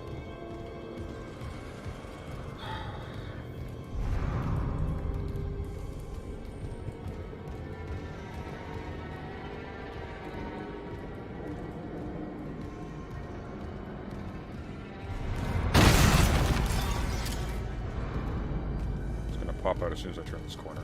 Wait, I came from here. This is a loop. Hang on a second. Where am I going? Oh. Alright then.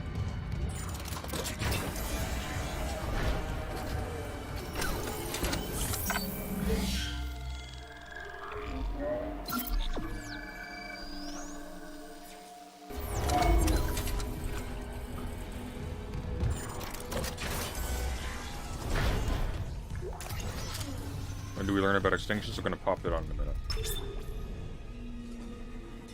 So I thought we wanted the maintenance beyond, no?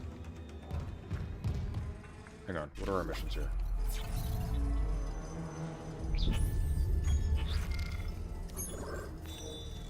Get the tram running, find the data board.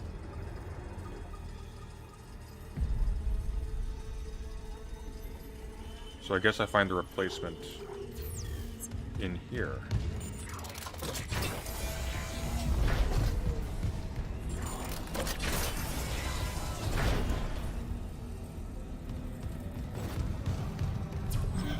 Except that tells me to go out, so that can't see it clearly, and the tram's not in here.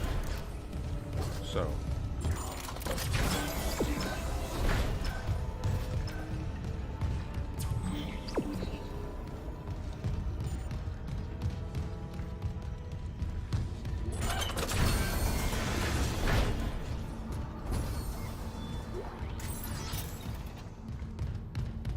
Of course. Wrong door. All makes sense now.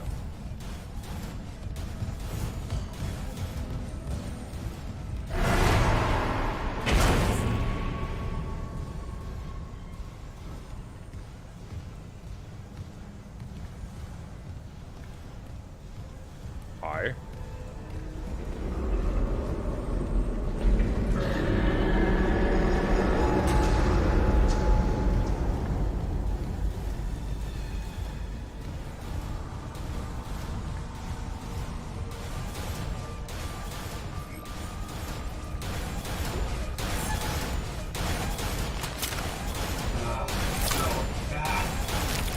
Hey, it's the Dead Space arm.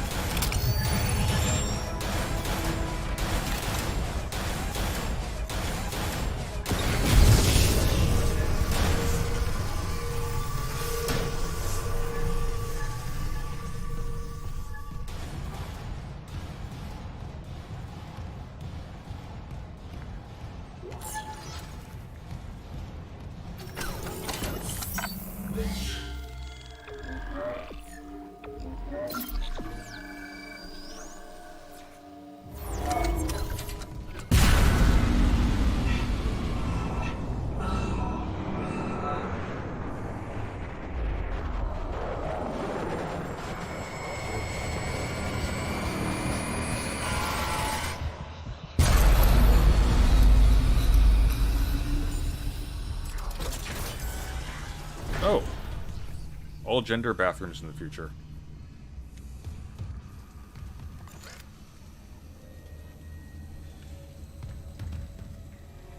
We're finally catching up to 2008, I think.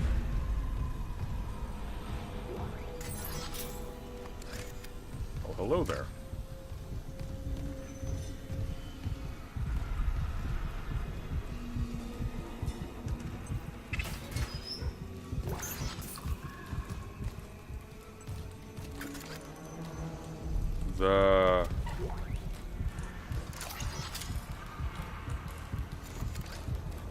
The tomato brings the others.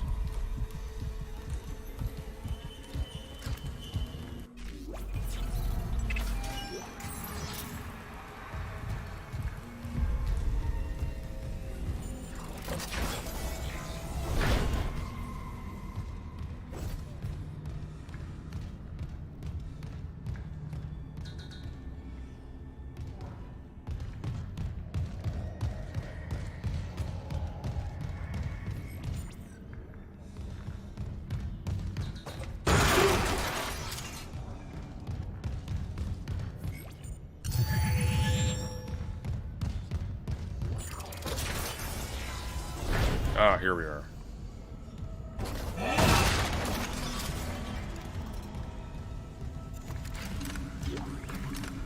Message retrieved. Vents into engineering. You got a stasis module handy? We need one in tram maintenance stat. The autoloader's fried. I got a damaged tram car on the tracks, and if the whole system's gridlocked, guess who they're calling? Temple here, sending a stasis module now. What happened to the autoloader? No idea. A lot of shit's been breaking down. I keep hearing things.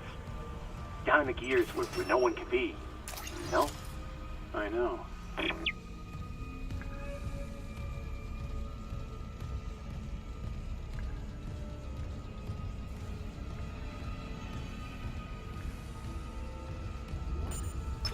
Repair systems online. Loading system reinitialized.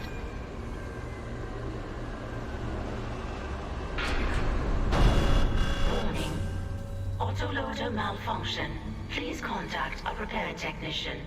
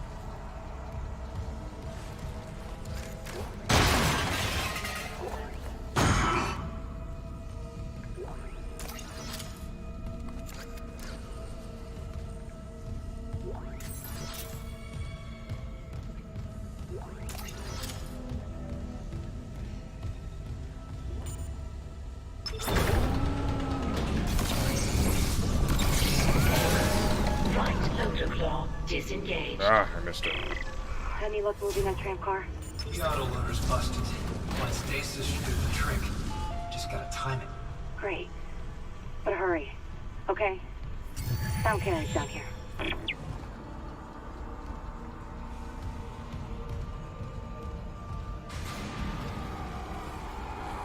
I heard that. Trouble now.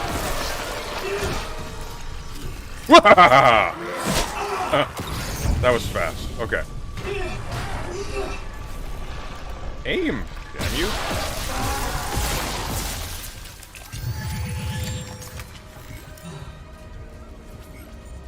That was good. That actually got me.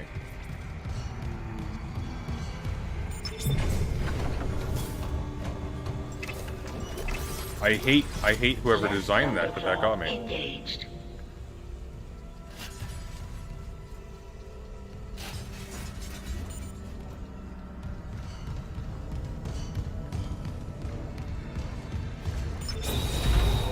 Replacing damaged tram car. Please stand by.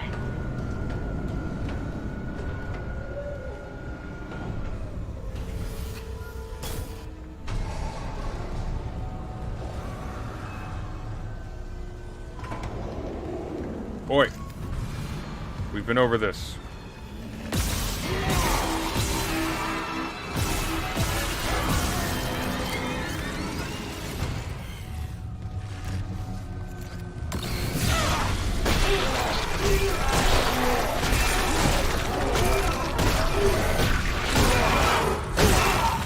Alright, we know how little damage we can do with melee now.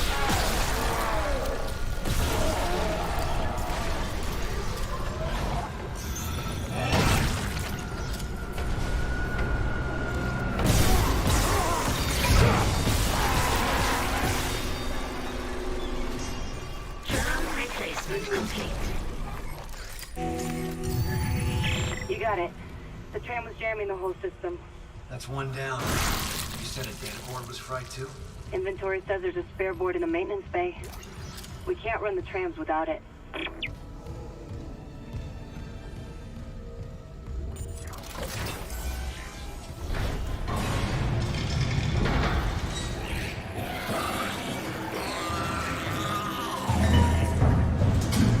Yeah, you better keep walking.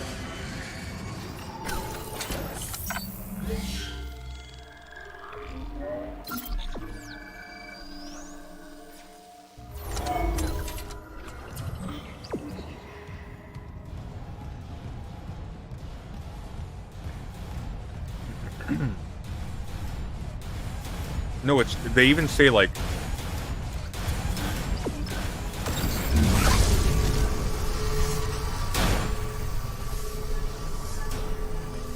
it's dark.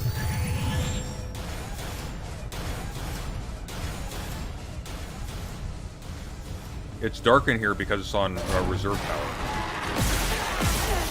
Remember, they even say on the approach that it's like, well, that's new. We couldn't stick before. Oh my god.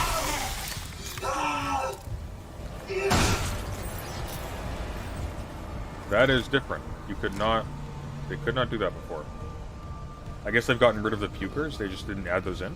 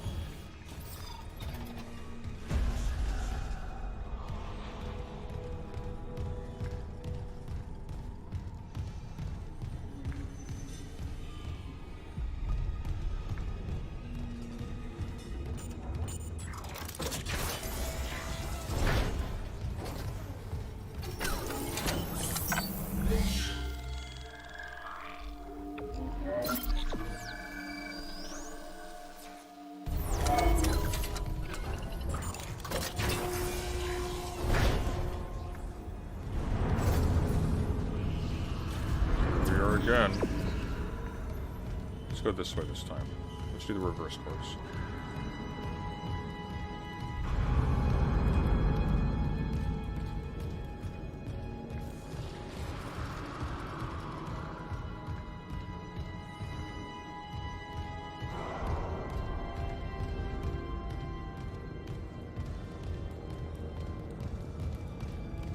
Maybe we've already killed them all. Maybe we're safe. I don't feel like we're safe. But maybe...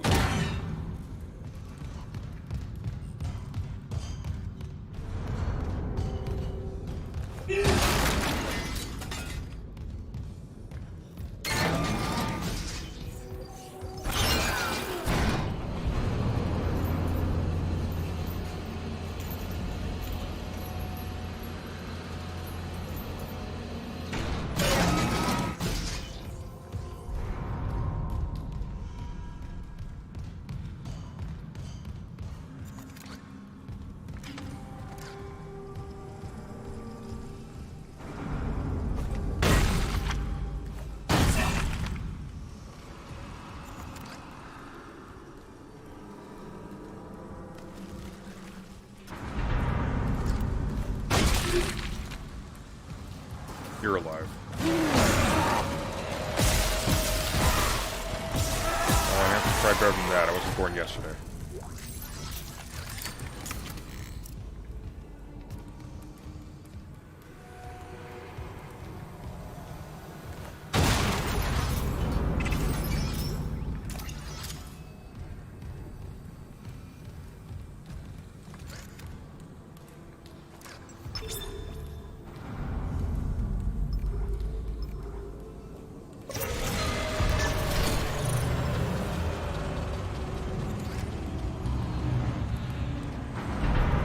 Well, this is gonna suck.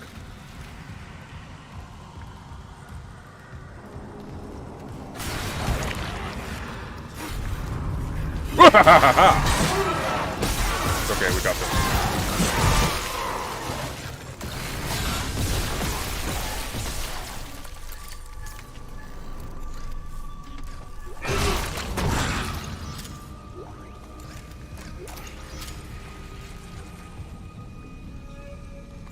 John Wick Dead Space movie would be so cool.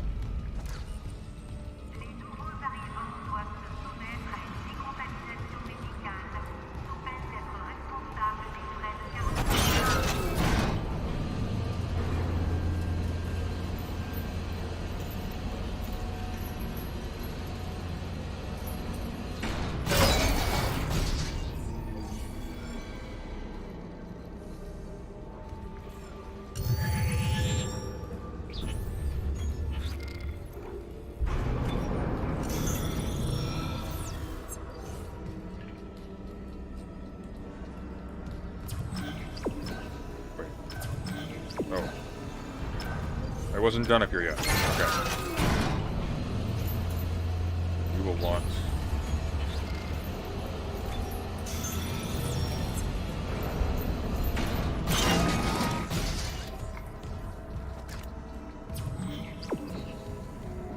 Very well.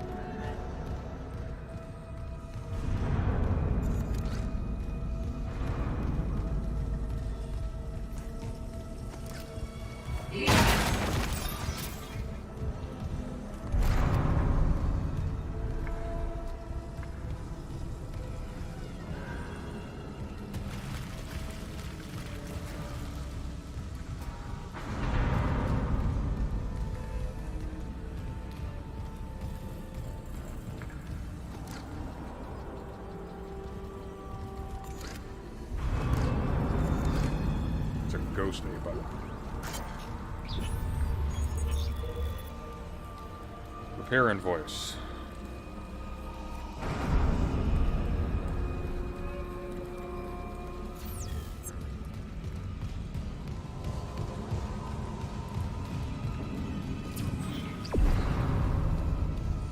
Find the data board. It's still sending me in that direction. Is the data board over there?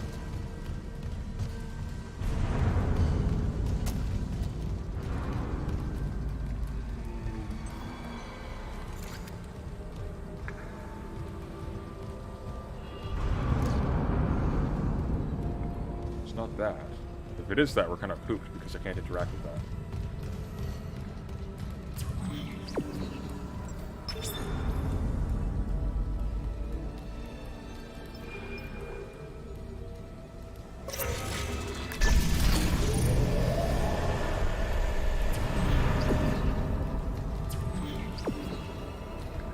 No, it's just sending me to the switch. So I think...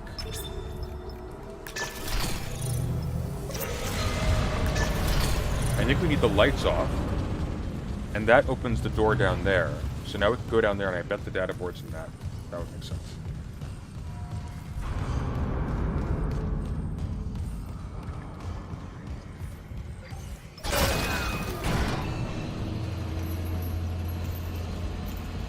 Manual saving seems like a relic to me. I like manual saving in games like this because that creates tension. When you go a distance, that distance now means something because it's hard to get back. Like, the thing that made Dark Souls 1...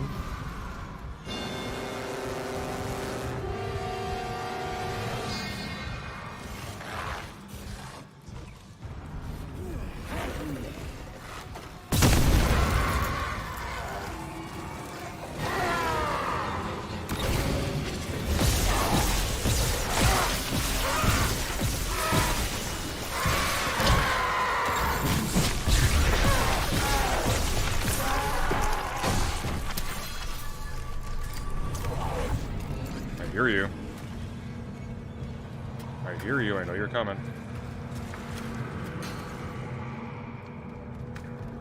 I have the eyes of a hawk and the ears of a fox.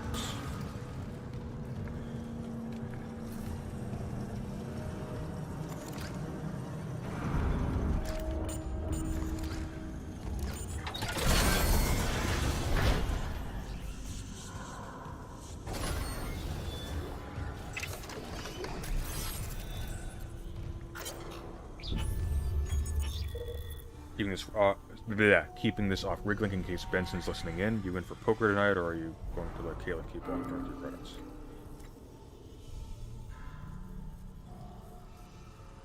I'm in, but can you not invite Pavi? No one wants to hear about the nightmares.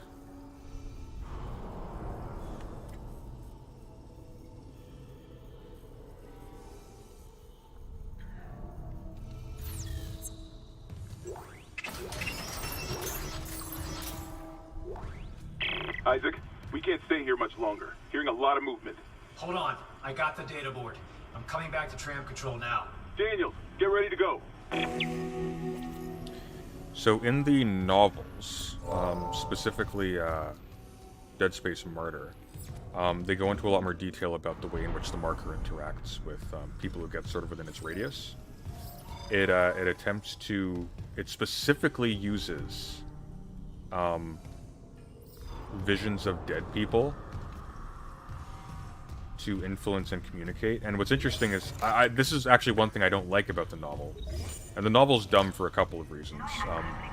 Not least of which being there's a scene where the lead character, Altman, because this is like way in the past, this is the origins of Unitology and the first encounter with the marker. Although there's like some really great like sphere-type horror when they're actually encountering it underwater, that's actually very well written. But, at one point, Altman actually has a vision of a man in armor in a hallway with a blade weapon in front of him. It's like, don't put visions of the video game into your narrator's head. That's just silly. But in any case, it was so reliably the case that visions were of dead people that Altman is able to determine that his wife has died off-screen in the custody of the agency that I guess becomes Unitology. Because he has a vision of her later on. It's a mixed bag. Like, there's actually elements of it that are very well written. Like, it's actually some pretty decent cosmic horror in parts. The novel, not the game.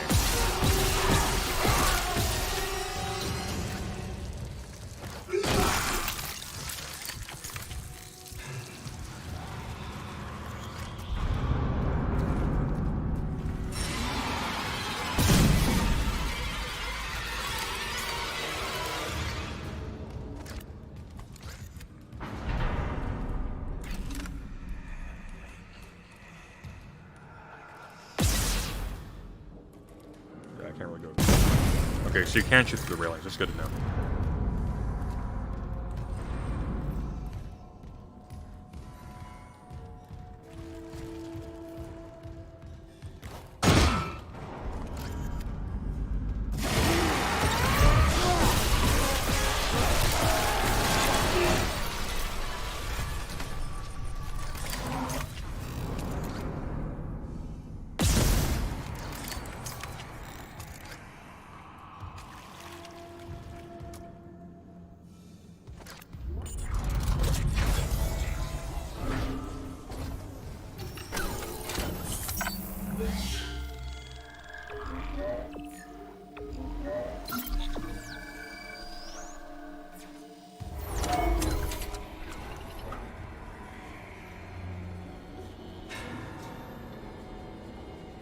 Here, we should update the title of this, so we're on Dead Space Remake now.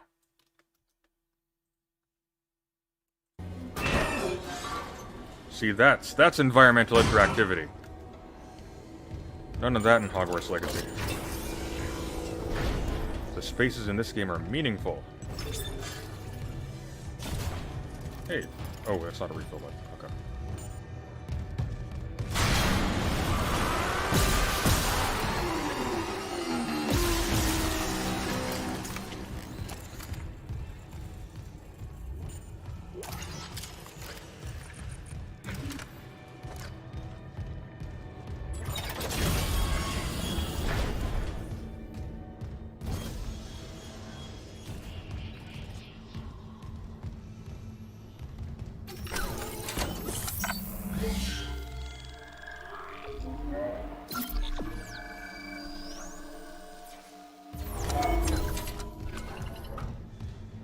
Is the Harry Potter game of net play? I think it has de novo.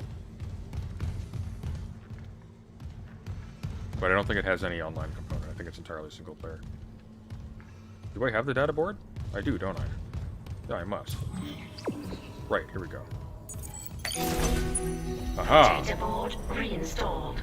System restart complete.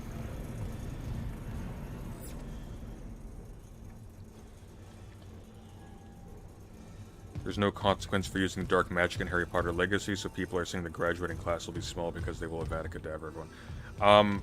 I anticipate that what'll happen is it's going to be like a simple Obsidian-style renegade hero mechanic, or Paragon mechanic. Maintenance complete. Calling tram. It's clear! Where if you use... Now arriving at flight deck tram control. Yeah, sorry. Where,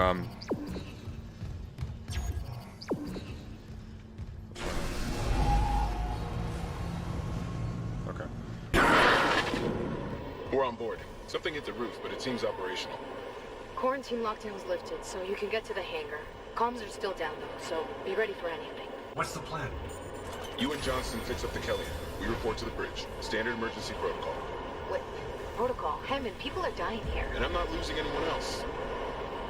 We stick to procedure. We'll get through this. We'll see.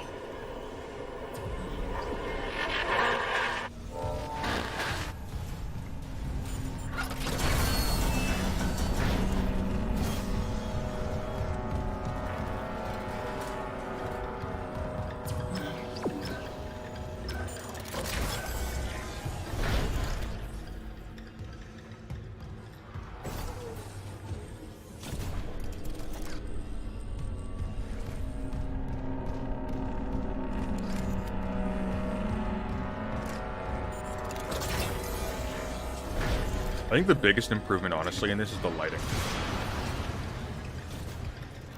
Much better use of darkness in this than the original. It's kind of the opposite of what they did with Mass Effect Legendary.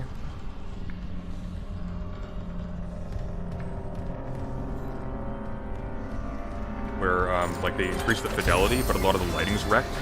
It's too bright in places. And the fog's good, too.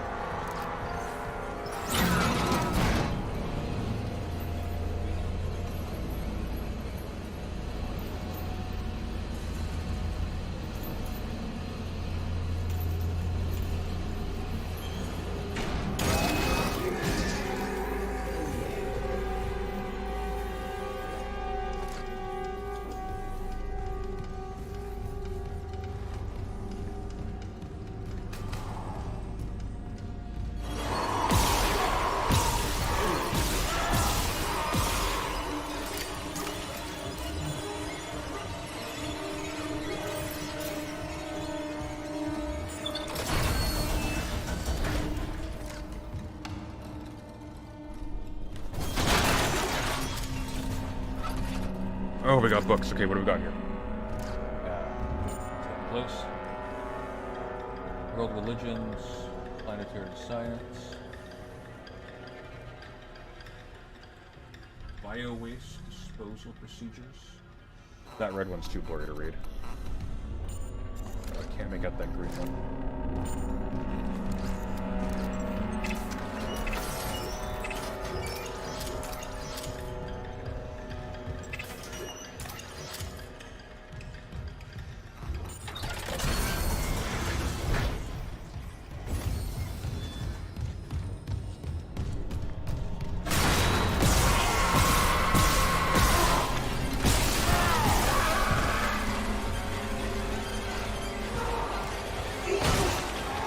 I knew it.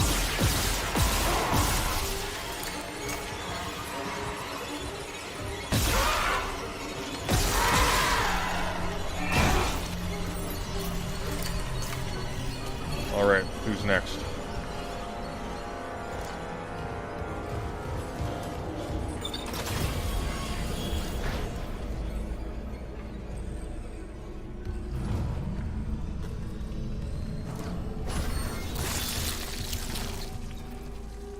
What? Something squished. What was that?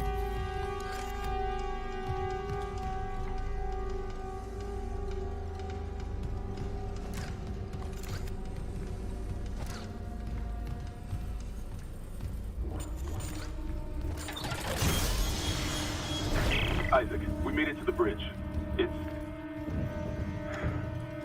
There's no survivors. Daniels is trying to get into the command computer.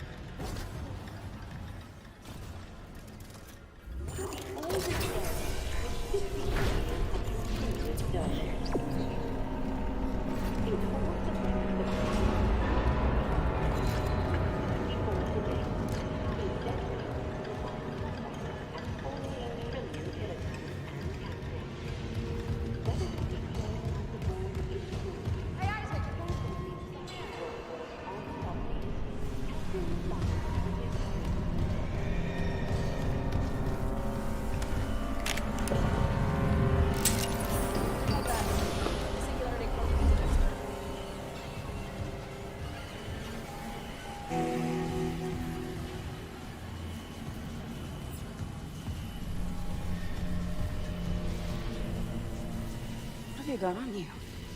Is that blood? Haley, I need you to listen. Yoshimura's overrun with the fucking monsters. You didn't hear anything? What? No, the comms are still out. Isaac... We need the Killian fixed now. Got a damage report? Yeah, it's there.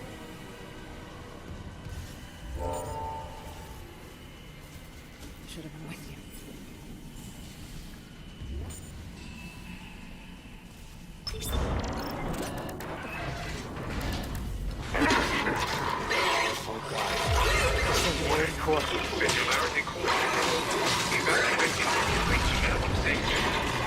Go!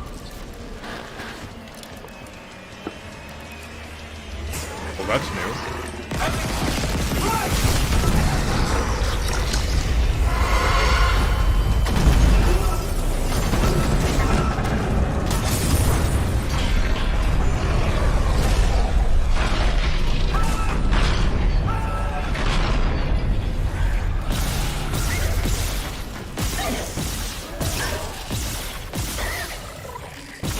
Oh my god. I have shot your arm 10 goddamn times now. Okay.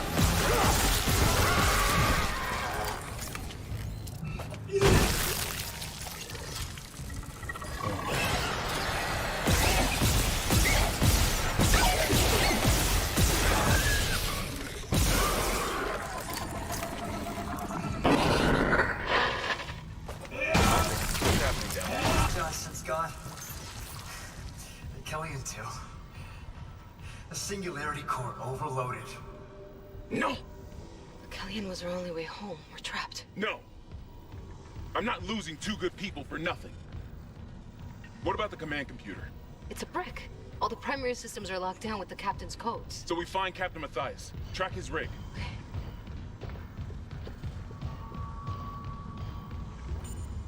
Okay, here. Captain Benjamin Matthias. Location medical. Status deceased? Even the captain? God. Isaac, you're closer to medical. You can double back and cut through maintenance. Find the captain's body and get his rig. With his codes, we... What was that?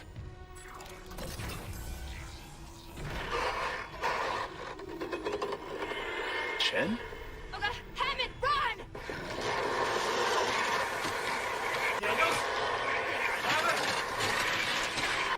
Shit.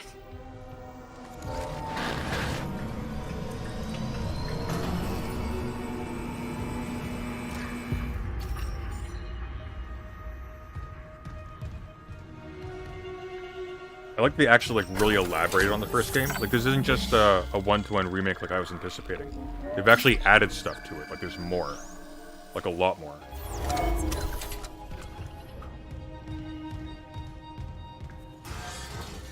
Like it almost may as well be like a brand new entry in the series. Okay, where are we going?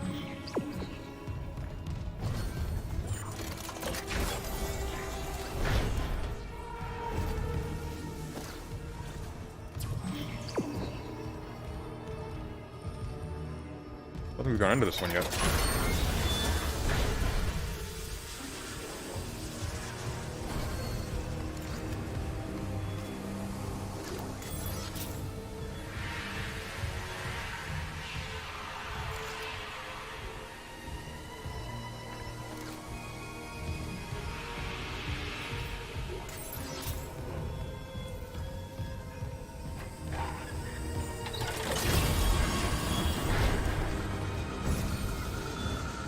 It's taken some obvious cues from BioShock, which is always a good thing.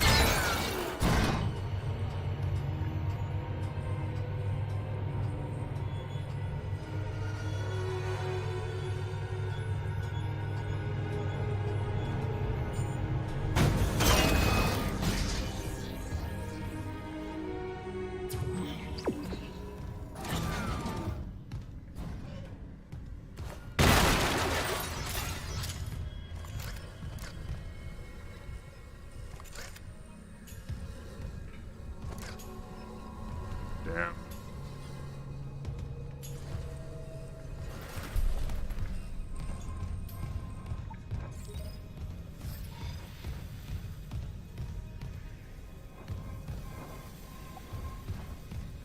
Ah, here we are.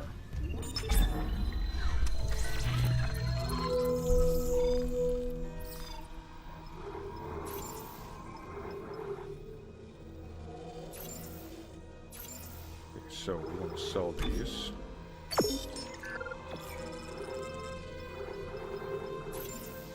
What can we buy here?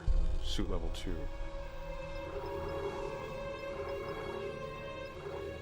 Well, that's a no-brainer.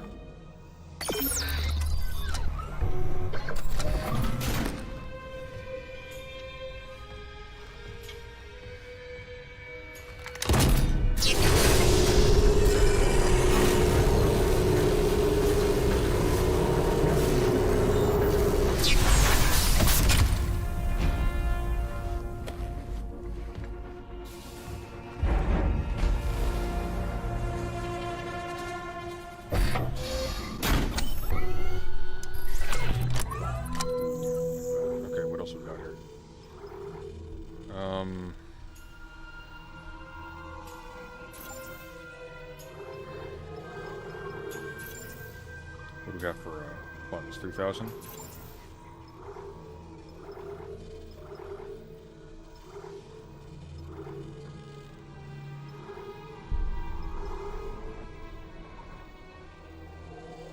I think we have, I'm trying to decide, should we use the nodes? Should we buy the nodes or no? What's this? there's no bench here, so we can't upgrade our weapons.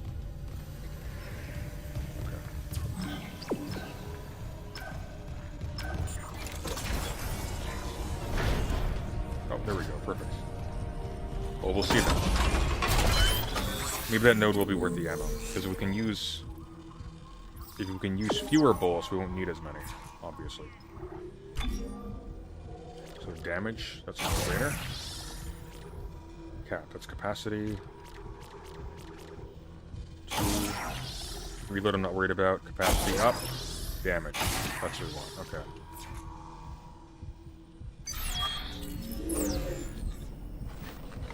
Okay, so what does this look like now? So 12. Okay. I think one more node would be worth investment. There's more credits here anyway, so that's good. Elevator to flight line. Is there anything in here we missed? Nope. Okay. So I think, what do we got to sell here? I'm going to sell the large med pack. So that's 5,000. And then that doesn't quite bring us there. Maybe we'll sell this. Then we'll grab that. Oh, okay. I see.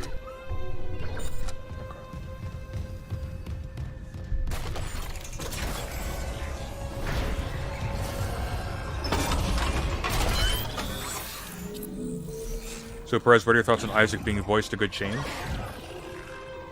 I like it, honestly. I think it works. The writing is good. That's what's critical here. The writing could have been terrible. The worst thing they could have done would have been to have the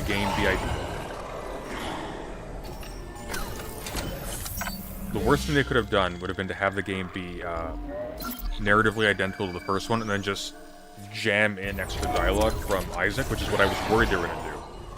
But they didn't do that. They re-scripted the whole game. Oi!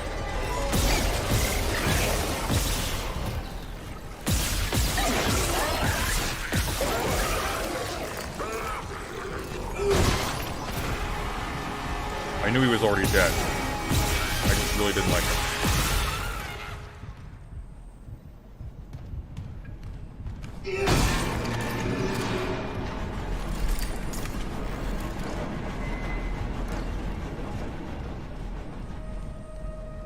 And I never thought I'd say this, but the music actually improves it.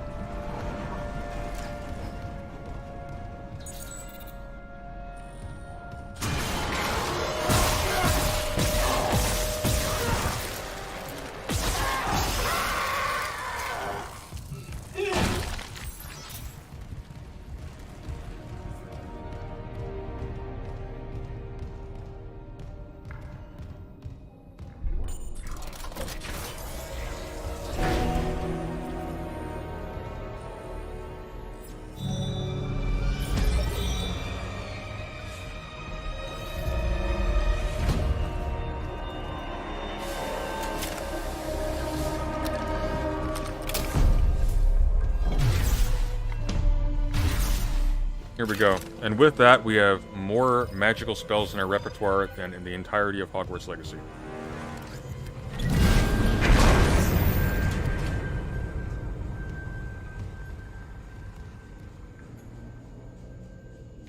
He's not looking too good.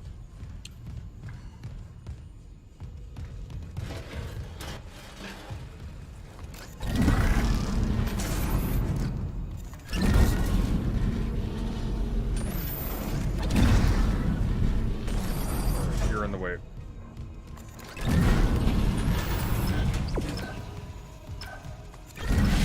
Oh, I see. Okay.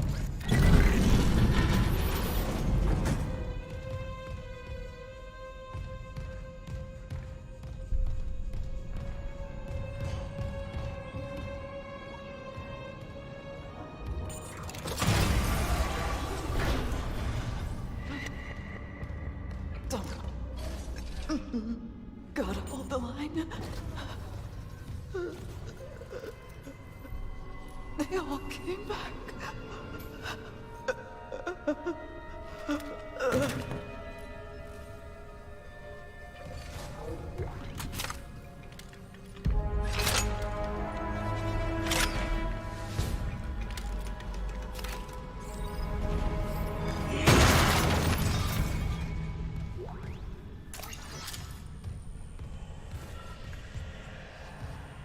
Oh, they're setting up for one of those to burst with a... What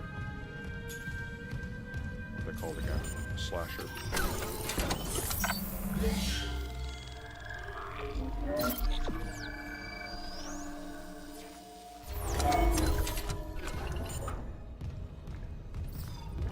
And so far, I'm really impressed with this. This is what I wanted from Callisto Protocol. Honestly, like I wanted... Station lockdown. I didn't want a half-baked melee mechanics to desperately try and differentiate itself. I wanted the Dead Space formula with a new narrative and a new setting. This is like a quarter of the way on the new setting front.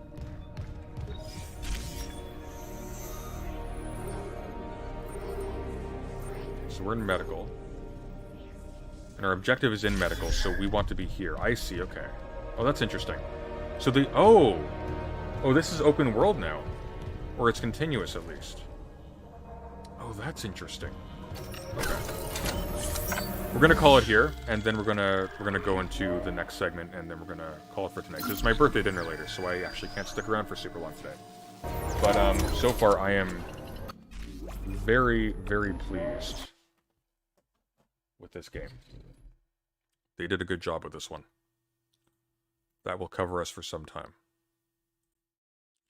Alright, I'll be back in about 5 minutes, and we will move on. Oh.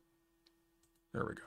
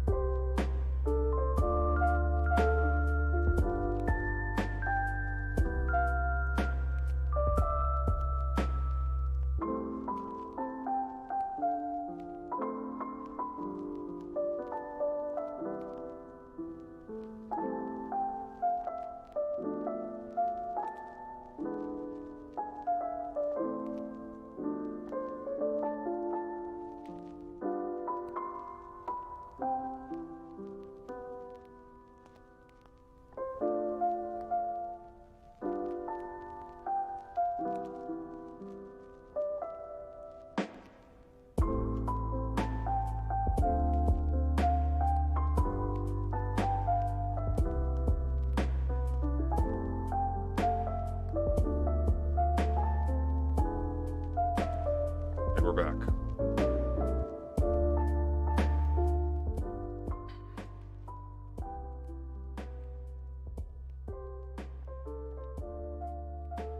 Oh, it was Demon Mama in chat. Thought I saw her somewhere there. Must have been earlier.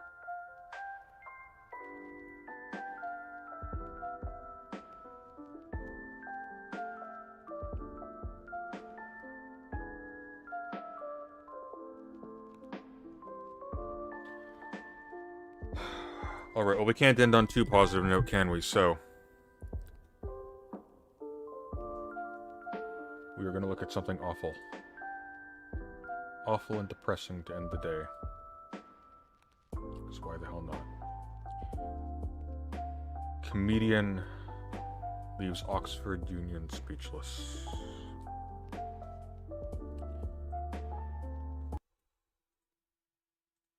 They're selling it as if he's just said something ingenious. So your feelings matter more than the truth. Shh, nobody likes you. Wait your turn. Well, this is going to be profoundly stupid, so hold on to your butts. You will not know this, but I was supposed to be the first non-student speaker for the proposition. I've now been the fourth, which means that I now have to thank all the previous speakers for making my best points for me. And I find that the main reason now that I have left to be in support of the motion... This is where we are at as a society. Konstantin Kissin speaking at the Oxford Union for the motion, "This House believes wokeness has gone too far." That is how stupid the political discourse has become. Do you know what wokeness is going to mean here? It's going to mean any reference to anything to do with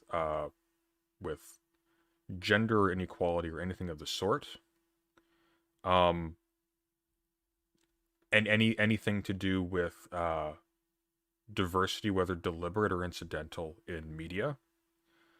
And that's going to be it. That's going to be the great bugbear of our time. Oh, and when somebody says something despicable and hateful towards an entire category of person, people criticize them for it, because a little bit of speech is too much speech for the free speech fanatics. ...is that I am so tired of talking about woke culture. That's why it's gone too far, more than anything else. And I thank the other speakers for making the points for me, because it means I don't have to reiterate the point that no, free speech is not some right-wing reframing of whatever. It's the foundation of Western civilization. Upon this civilization is built, and the Enlightenment values that led to it.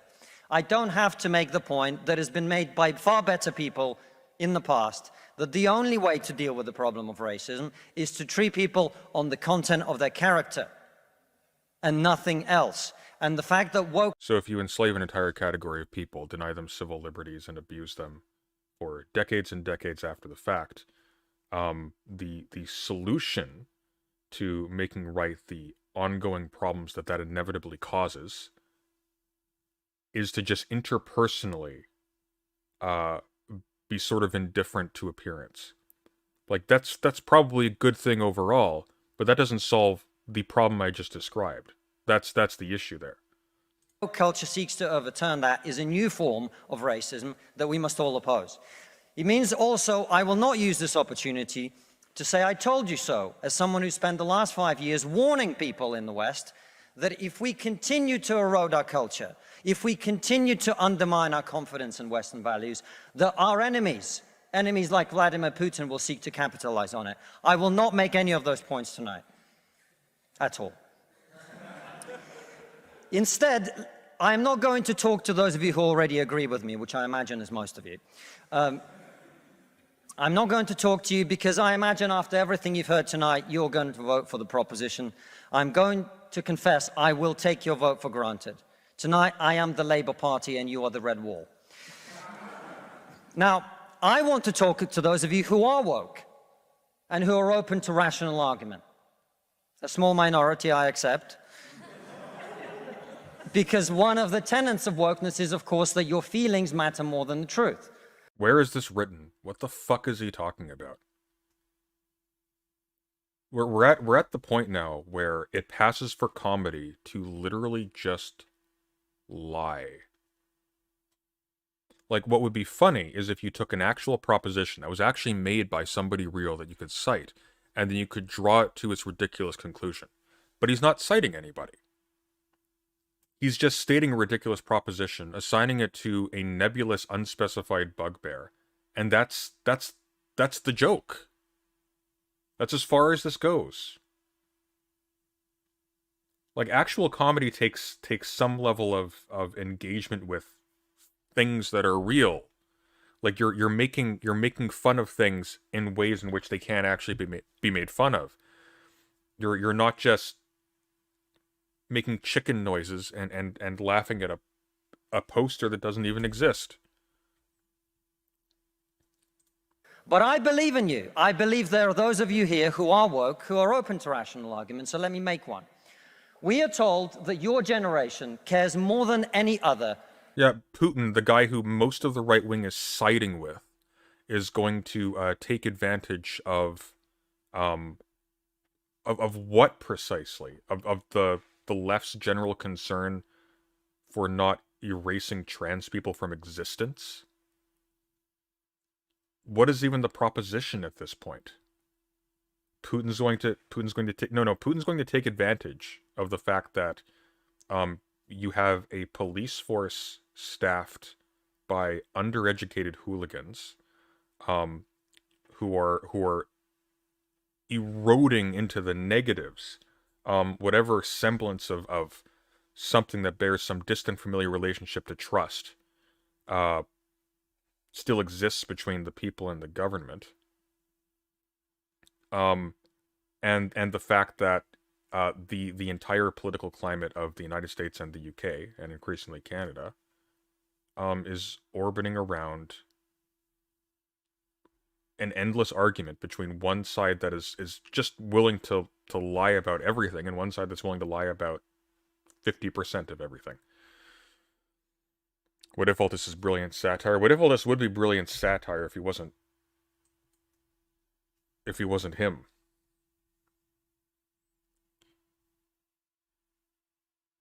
People actually laugh at this. People were laughing earlier. There wasn't even a joke. About one issue in particular, and that issue is climate change. We're told that many of you suffer from climate anxiety. You wish to save the planet. We lost 800 people in my province alone because of the massive heat wave last year. People were cooking to death. That has never happened before. Ever. On this part of the earth. Never happened before. I guess we're just so lucky. And for tonight, and tonight only, I will join you. I will join you in worshipping at the feet of Saint Greta of climate change.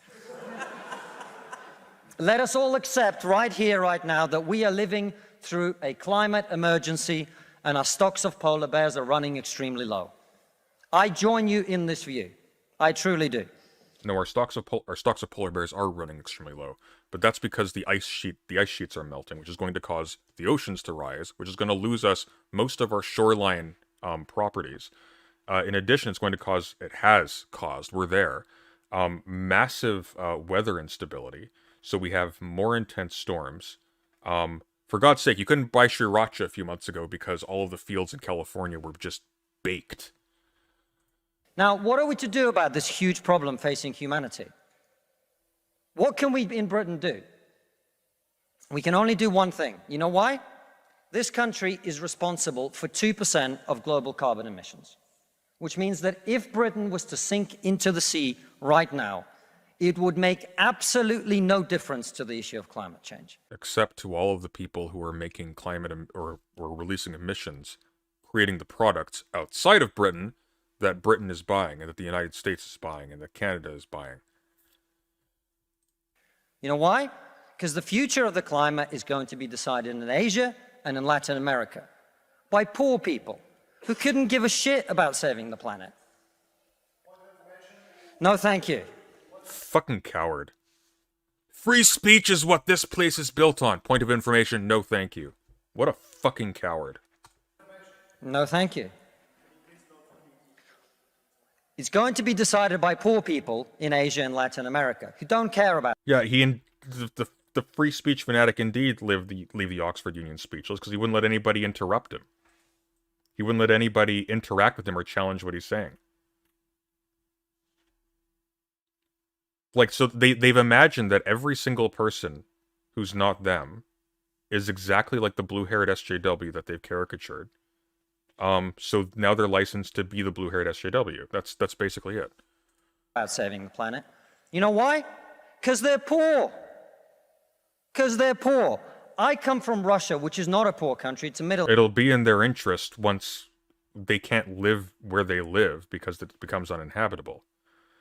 That's one of the major issues facing us right now, is a lot of places are going to become so unstable and so arid that you're going to have a massive migration crisis, like an actual one. Because you're going to have millions and millions of people who can no longer sustain a basic human living in the places where they've traditionally lived. Income country. 20% of households in Russia do not have an indoor toilet. What they have is an outdoor toilet. And I don't mean one of those nice portaloos that we get here. I don't even mean a Glastonbury portaloo.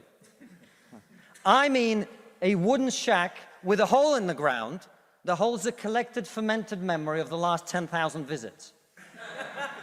How many of you are going to go home tonight and say, let's rip out our bathroom and erect a Siberian shithouse in the back garden? And if you're not, why should they? 120 million people in China do not have enough food. I don't mean that they don't get dessert. I mean they suffer from malnutrition. Yeah, but that's not because of a lack of productivity. That's because of income inequality. That's not because they lack food. They will lack food once they can't grow crops in a massive proportion of their fields because of climate change. But people aren't suffering from food scarcity right now because the food doesn't exist. They're suffering from food scarcity because quality food isn't being made available. It's not being made available because you can get more money with low-quality food. That means that the immune system is breaking down because they don't have enough food. You're not going to get them to stay poor. Imagine you're Xi Jinping, the leader of China. When you were 10 years old, there was a revolution, a cultural revolution in your country, and people came and they put your father in prison. Your mother had to denounce him. Your sister killed herself. And you, no longer enjoying the protection of your formerly powerful father, were sent to a village where you lived in a cave house. Yes, China had a very nasty history. What's the point here? And here you are, decades later.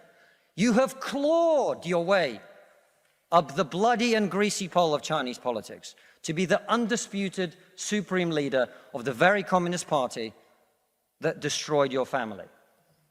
And you know that the main thing you have to do to survive and to stay in power is to deliver the one thing that the people of China want: prosperity, economic growth.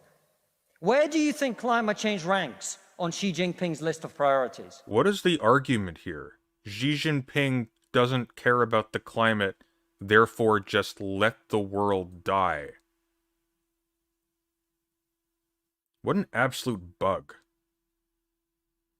What's this fucker's name? Konstantin Kisin. This man is so fucking stupid. A third of all children who live in extreme poverty in the world live in India. That means they are starving. Why are you pausing like this is a revelation? The poor people in India, the poor people in China, the poor people in African countries, the poor people in like all of these places, that's now going to become a very local problem to a lot of you, especially you in the UK, if all of a sudden all of their territories are rendered uninhabitable because they can't grow food there anymore, or because the temperature goes so high up that you actually can't even survive. Once again, British Columbia, 750 people died last summer, over a span of a few days. That's how hot it got. It was so hot, it wasn't like a normal heat, right? It wasn't like, oh, it's a little tepid out. I better dress light. No, you cooked. If you went outside, the ground, the air above the ground was so hot, you could feel it like a fog. It was like sticking your head into an oven at 200 degrees. It was insane. Starving and dying of preventable disease. Now, about 15 months ago, my wife got pregnant. Not me, because we're old school. Yeah, you're very funny, dipshit. You are going to, well, you're not going to be remembered, first of all, because you were one of the most talentless comedians I've ever seen. But people like you as just an amorphous blob, of which you could be the visual representation, are going to be remembered as one of the most singularly disgusting elements in human history, who cost our species more dearly than possibly anybody else in the how many thousands of years has modern humanity been around? I can't quite remember off the top of my head, but you're going to be up there. And for what? So you can feel clever without having done any fucking work for a few minutes. Like, this is embarrassing.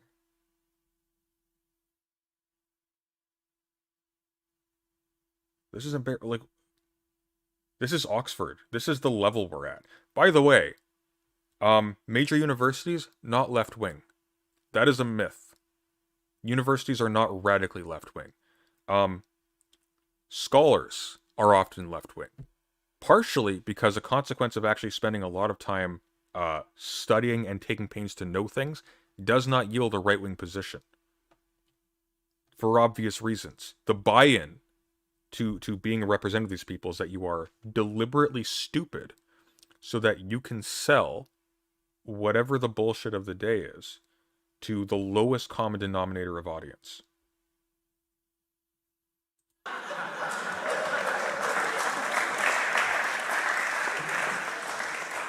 And this guy should be embarrassed in the middle here. For 9 months, we talked about what our boy would look like, what he might do when he grows up.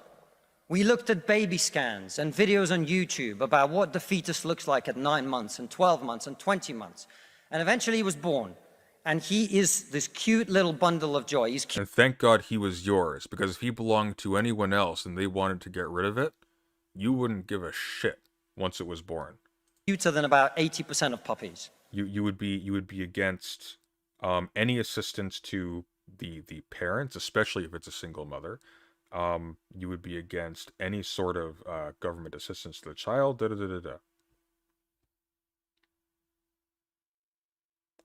And you would be that way towards your own son if, for whatever reason, you didn't know he was yours. Just wouldn't care. Right. Now, if you said to me that I had a choice, either my son had a serious risk of starving or dying from a preventable disease in the next year, or I could press a button and he would live. He would go to school. He would bring his first girlfriend home. He'd go to university and graduate and become a woke idiot.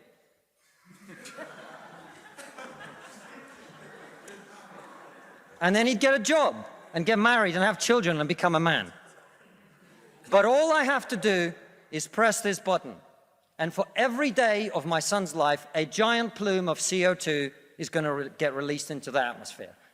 Now, you're all very young, and most of you are not parents. Let me tell you something. There is not a parent in the world who would not smash that button so hard their hand bled.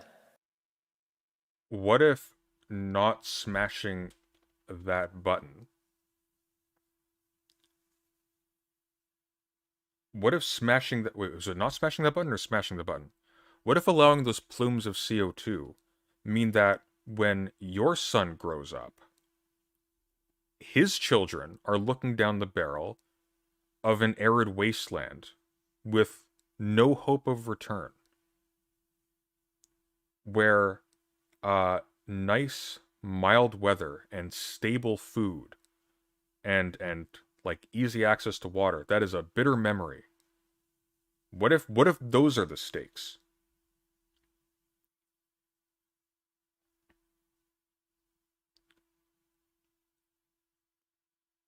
They're like zombies, honestly. Like there's not even like there's not consciousness in there. Like these people are automatons.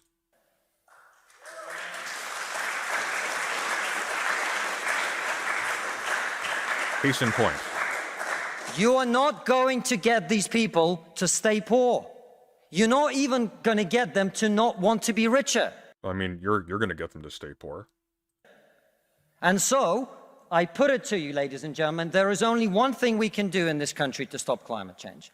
And that is to make scientific and technological breakthroughs that will create the clean energy that is not only clean, but also cheap.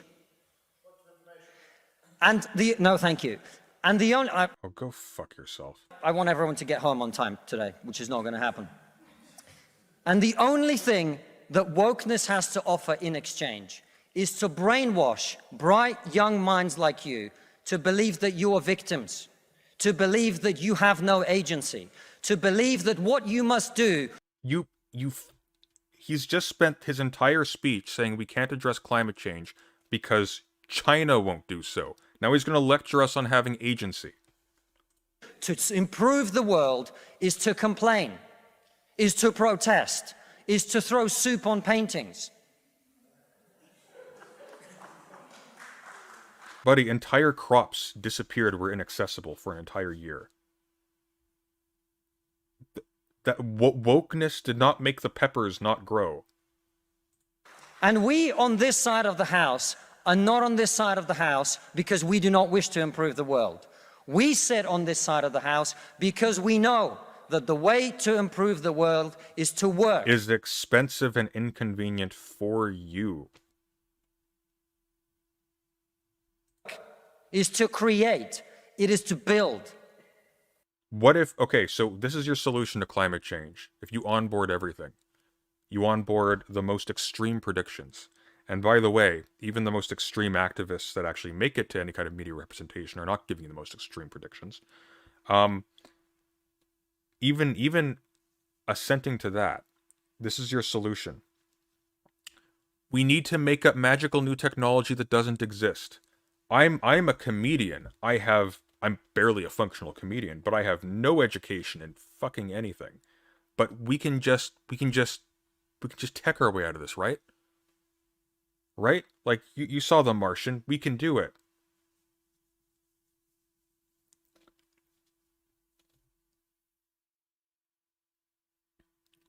Um, 90% of people can't figure out how to play a paradox strategy game. Solving the climate issue is orders of magnitude, many orders of magnitude, more complicated than that.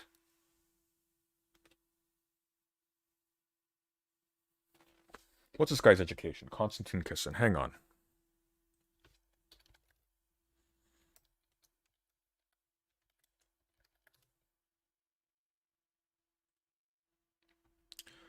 Konstantin Kisin is a Russian-British satirist, podcaster, author, and political commentator. Background.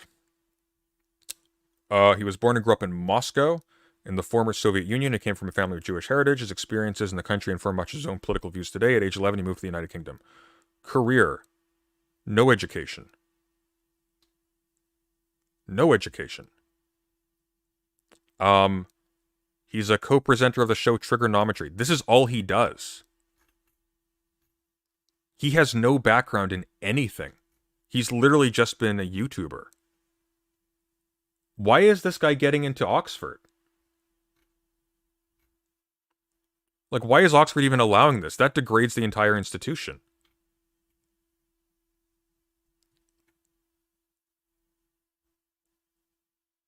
In 2018, Kisin made headlines when he refused to sign a behavioral agreement for him, explaining a no-tolerance policy with regard to racism, sexism, classism, ageism, homophobia, biphobia, xenophobia, Islamophobia, anti-religion, anti-theism. When asked to perform at a fundraising gig for UNICEF at SOAS University of London, the forum explained those topics were not banned, but stated the topics should be discussed in a respectful and non-abusive way, and presented in a way that is respectful and kind. After Kisin refused to agree to those terms and chose not to perform, the UNICEF on Campus Society at SOAS apologized and clarified. UNICEF is a charitable organization, by the way. and clarify they did not wish to impose that guests would have to agree to anything they do not believe in. The SOAS Students' Union said it did not require external speakers to sign any contract for appearances, and that the UNICEF on-campus society had been overzealous in interpreting the guidelines. Justifying his actions after it was revealed Kissin had agreed to similar restrictions for a different gig in 2017, he claimed he was absolutely certain there was nothing about religion, atheism, respect, or kindness in the rules of the 2017 contract. Had there been, I would not have agreed. Let's see. What an absolutely worthless piece of shit. When the Safe Space Real Comedian was prepared to watch what he said.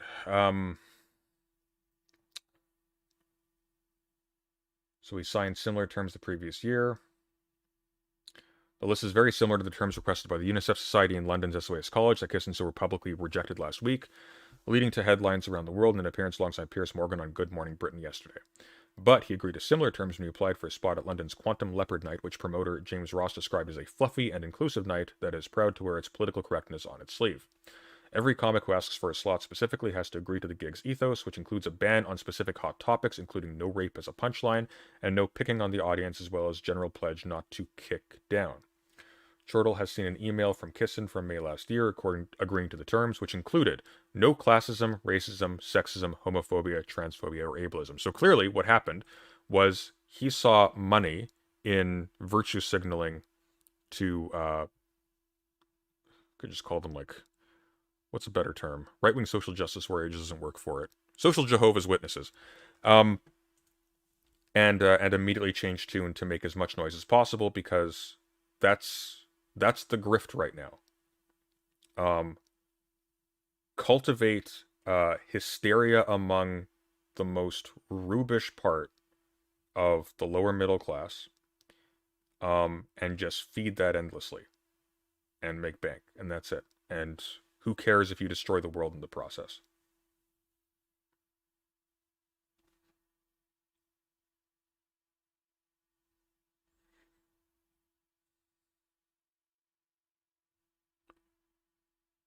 This man's credential, this guy who is saying, hey, we can solve climate change, we can just make new technologies. He's a YouTuber. That's his credential. I don't know why they're calling him a comedian. In no way, shape, or form is this man a comedian. He's a YouTuber. He's less qualified than I am. Why is he at Oxford? And the problem with And I am not qualified to speak to climate issues. culture is that it's trained too many young minds like yours to forget about that. No, you don't know. You don't know. You've never been in a university before. I have your biography right here. You have no idea what kids are taught in university. You've never stepped foot in one. This is probably your first time. Thank you very much. Jesus Christ. Well, thank God it's my birthday. One less year to live on this earth. That was embarrassing. I'm fuming. Don't fume. You have to think long term. This is what's going to happen. Things are going to get really bad. They're going to get really bad. And there really is nothing we can do to offset them getting really bad. We need to keep on pushing so that things don't get as bad as they can nonetheless. But what will happen is things are going to degrade along multiple tracks. And eventually, the capacity to bullshit our way out of acknowledging it is going to disappear. And that's going to be a really bad situation for everybody because the consequences that make us unable to look away from the stuff that's going on, that's being allowed to persist unnoticed by people like this, is stuff that's going to cause a massive degradation in the quality of life for almost everybody who isn't financially immune to such things. Once that takes place, people like this will be despised by everyone, universally. And by then it'll be too late. But this guy doesn't get the last laugh. This guy's grave gets spit on for however long humanity lives after this until he's forgotten. That's the trajectory here. And the timescale is not that long. We're looking at about, I reckon, 30 years tops. Tops. That's being extremely generous. It may be the case in as early as 5 or 10. Depends on how bad things get. I think we're about to see eco-fascism. Well, that's the thing, right? Oh, thank you so much, Dietrich, for the 10 gifted subs. It's actually amazing. I appreciate that. Yeah, we will. People like this aren't going to be invited to the table. They're going to be squeezed right out. But it's...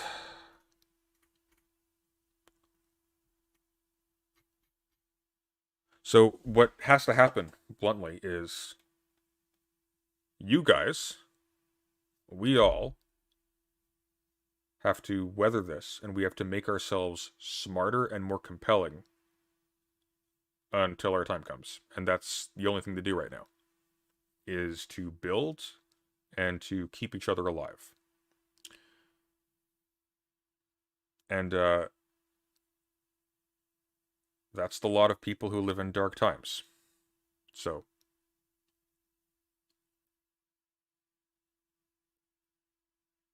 that part's fine. The scary part isn't that people like this will win, because people like this lose by existing. The scary part is that the consequence of people like this doing what they're doing en masse for an extended period of time is that we lose, for an extended period of time, the capacity to course correct. And so we have a whole lot of really negative developments. They're on an irrevocable track right now. Because the issue is not Xi Jinping. Xi Jinping is an issue. The issue, from our point of view, from our vantage, from what we can actually affect, at this juncture, is we have extremely cynical people who are willing to arrest our capacity to save our future for an easy buck now. And it's not even as dignified as that, because it's not that they're just cynical and callous and they're willing to betray the world before the world betrays them, like Cao Mingdi, right? No, they're a lot stupider than that. They're really drunk on the attention and the approval and the immediate gratification that comes with buying into a really cheap fad. And that's all. So what will happen is the consequences of the thing for which they've sold their souls will pile up until the cost is too high, and the record of the receipts that they have done so will be too publicly accessible for them to walk it back. And at a certain point in time, these will be the flat earth kooks. And that's that. And we know what happens to such people. They die like everybody else, and the difference is nobody respects them. So on that happy note, thanks everybody for watching. Take care. We'll be back tomorrow to talk to Brooks about Anti-Oedipus. We are finally continuing with that. My recommendation, if anybody's following along, reread the first section, which is Desiring Machines.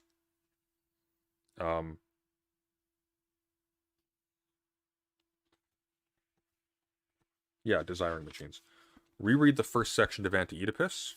We're going to be finishing up that section when we begin again, and we're going to be going into the section on the body without organs. So join us tomorrow for that. I believe it will be in the early evening. Thank you so much, teacher, for the $10. I really appreciate that.